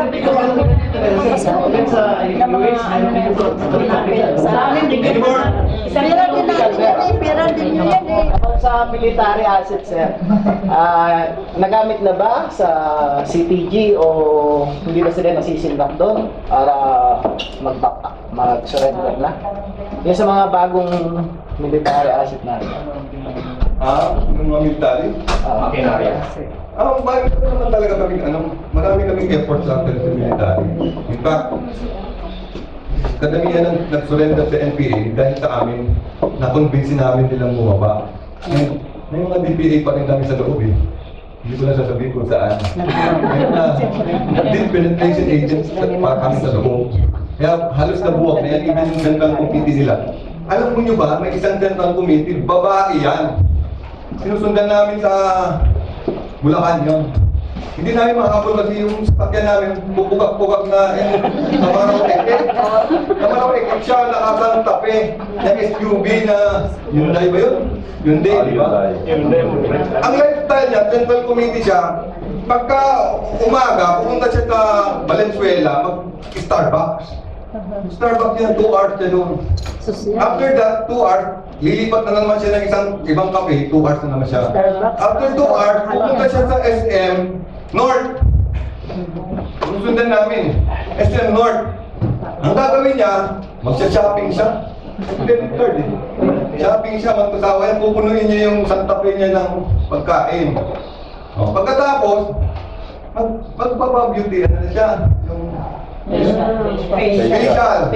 Central committee yun, ha, babae. Oh. Facial siya. After that, massage.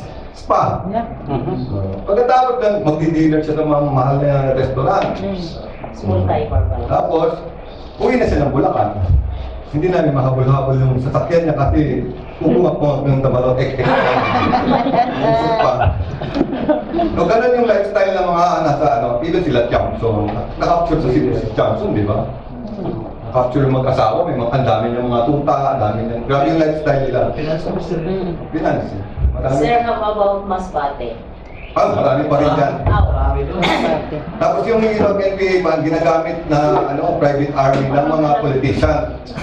Alam ko yan kasi napunta kami dyan. In 1997, napunta kami dyan. Aroroy, encounter namin, 7 body count namin dyan, 8 firearms nakuha namin dyan. Na-crossfire doon yung messenger ni Mayor. Dala-dala yung mga baril at saka mga radyo, 6 na radyo nakuha namin, 8 body count yun, yung pang-8, yung messenger. Yung messenger ni Mayor. Oh. Tuloy na lang siya, nasama siya sa body count kasi encounter eh. 8 firearms nakuha namin, 4 na grenade launchers, at saka 6 na radyo. Barangay Aburoy. Andun yung ni Mayor. Actually, ginawa nilang private army din ng mga politiko. Grabe patayan sa Masbate noon. Kaya dapat... Ang mga politiko magsisimsan na kasama na lang kasi takot. Takot din. Maraming takot din. Pero kaya naman labanan nila yan eh. Ano nangyari dun sa Cebu? Paano ginawa ni Governor Garcia sa Cebu? Di ba? Tingnan pa niya yung mga... Develop. Kaya kailangan niya i-develop ng... And the only way to defeat the NPA is to develop the area. Tingnan mo yung Bundok Peninsula. Napakahirap mag-operate dyan. Nag-operate na ako dyan. Kaliwa kanan, everyday. Nakaka-anin na encounters kami dyan. Nilagyan ng kalsada. Dati ang dami ng San Francisco, di mo sa Quezon. San Francisco, yun ang pinakamaraming NPA. Labihaya, marami din dati din. Labihaya, may kaibigan pa akong police officer na namatay doon. Lopez, yan, marami dyan. Sa Jensen, sir. Walang masyado. Wala kasi Okay. Pero may task force jet lang kami. Kasi may mga armadong napunta din. Dahil sa Mindanao, ang pinakamalakas pa ngayon. Sa Mindanao pa ang pinakamalakas ang NPA doon. Kasi doon may mga regional sub-district. Malakas pa rin. Mas bago, no?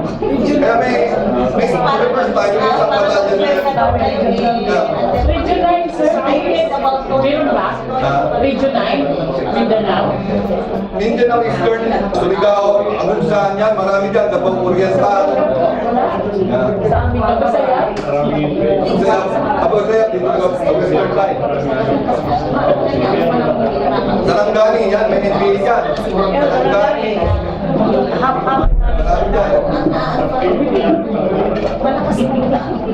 Kalinga, saka Tumayaw, at least nabing doon sa significantly fighters doon. Sa Bicol, hindi na din dyan. Okay na lang. Malakas pa sa Northern Samar. Malakas pa sa Northern Samar.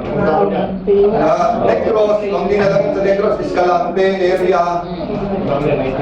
Ano ba yun? Moises Padilla, Isabela, yun naman yung critical pa ngayon. Si Palay.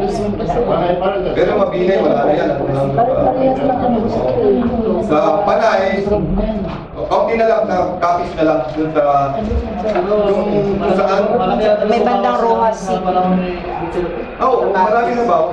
Maraming nabaw sa kanila, maraming surrender. Yung isang classmate ko nga, isang araw, 80 kagad nila. Mga IP, mga indigenous people, mga lumad, 80 kagad yung nag-surrender sa kanya, yung classmate ko. Ang nakakasagapan sa ating mga Muslim. Sir, hindi naman. Kaya lang, iba yung doktrina ng Muslim sa NPA. Malaking ano yun, malaki din ano sa Oh, pero actually, kung titusin mo, tutusin, 10% lang naman ng Mindanao, yung mga Muslim. Pero marami naman ako kaibigan ng mga Muslim at mga matitino naman. Hindi naman lahat ng... Yung mga Muslim mabait. At saka yung ano sa yung Marami mga mabait na Muslim, yung sa Tausog. yung iba sa kahit hindi naman sila active na dito. Ang mga Muslim, tatasan mo lang ng boses. Parang mga Israeli ba? Kailangan tatasan mo ng boses. Boy, na sa'yo. Kapag sa Manila, siya pusunta ng bulo sa iba. Doon sa Tausog, igawan ko yan, natatakot, nanginginig pa. Kung nag-isa lang siya. Nag-isa lang. Kung gagawin na tatlo sila, pupuyugin ka nila. Hindi masyadong problema din ng mga Muslim. Kasi iba naman sila sa NPA. Ang NPA, actually, kung tutusin, magkaiba yung doktrina nila at saka paniniwala nila. Mga separatist group natin, baka at least yun, naniniwala sa Diyos. Yung FILF, naniniwala sa Diyos yun. So, iba pa yun sa ano, iba yun sa NPA. NPA, iba talaga. It's a foreign ideology. Pero pa, meron pa. Update ko lang, ano pang, hindi ba pwedeng arrestahin yung mga nasa PUP na nagtuturo ng doktrina ng city? Total, terrorist group ako naman. nag-aaral ako sa UP. Hindi. Sa PUP. Yung professor namin, kung ano yung sinasabi ng mga NPA, yun din ang sinasabi dun sa lecture namin. In fact, sa yung military, ginaganon-ganon kami ng mga classmate namin ng mga kaliwa. Wala lang, ina-absorb lang namin hanggang, hindi namin pinatulan hanggang matapos kami, course. Naging kaibigan namin. At least, naliwanagan sila na hindi kami gano'n na ano, berdugo kami, sabi nila. So, hindi natin pwede silang arestuhin. Kasi may freedom of speech tayo eh. Unlike nung panahon ng martial law ni Marcos noon, dampot ka agad yan. Pero ngayon, hindi. At least, nakikita nila yung military na naunawaan yun, may freedom. Okay lang nga sila maging komunista, huwag lang sila mag-armado. Okay lang sila mag-rally-rally dyan, kahit araw-arawin pa nila yung Aguinaldo, mag-rally sila ng araw-araw doon. Wala kaming pakialam, okay lang yan. Freedom of speech, huwag lang sila maghawak ng baril. Ito yun ang mapigilan natin, yung mga anak natin, pinsan natin, ma-recruit nila. At kung na-recruit, mag-armado yan, sakit na naman sa ulo ng Kasi sir, kung nagawa, isang teacher, magtuturo ng pabagsakin ng gobyerno. Ayun, pwedeng kasuhan yun. Sinisyon, di ba? Oo, sinisyon yun, oo. Yung nag-encourage na mag-aklat, yung kasalaan yun. Sinisyon yun. Pero kung yung mga, ano lang, mga theoretical na pananaw, okay lang yun, walang problema. Ang communism, hindi mawawala ang communism na theory. That is an idea na hindi pa rin pwedeng totoo, pwedeng hindi totoo. Okay? Pag malabing mo ang babae. Wala na. Okay, at this juncture, we will call on our Consul General. Sir, for your...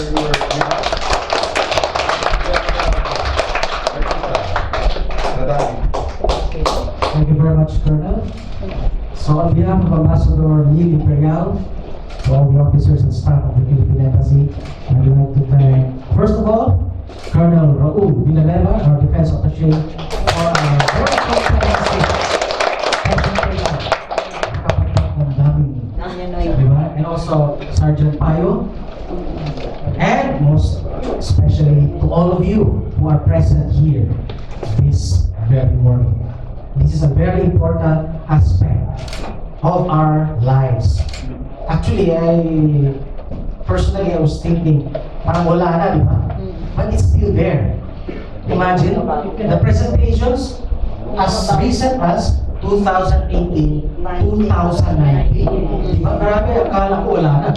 Ako mismo. I remember, personally, akala ko mga 80s pa lang ito. In the 80s, yun. That was the high time for the insurgency. Now, we have seen the presentation. Naraman nyo ang tunay ng kulay. Timing lang, naka-red ako. Insurgency. Three things. Some things that, held a strong feeling for me. First, teachers, students. These were students coming from established universities.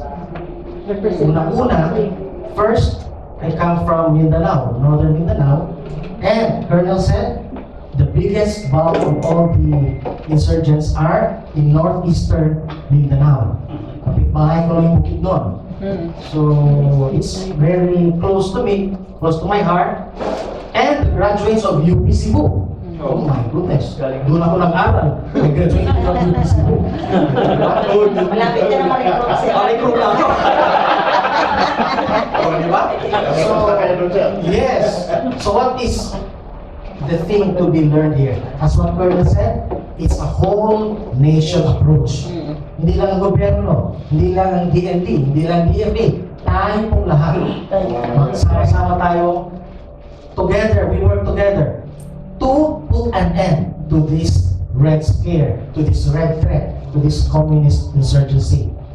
And for this, together, we will strive and achieve the common goals of national development, national progress.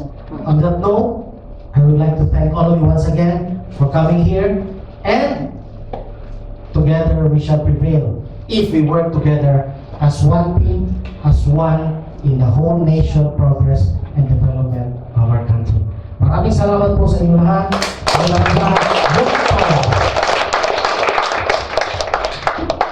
Thank you very much, sir.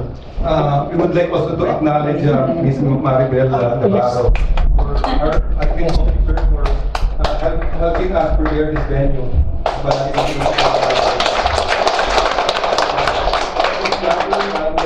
Maybe invite first the people's snack. Pasensya na kayo, yun lang kaya namin kasi wala pa yung pundo. Okay, thank you very much. Thank you, sir.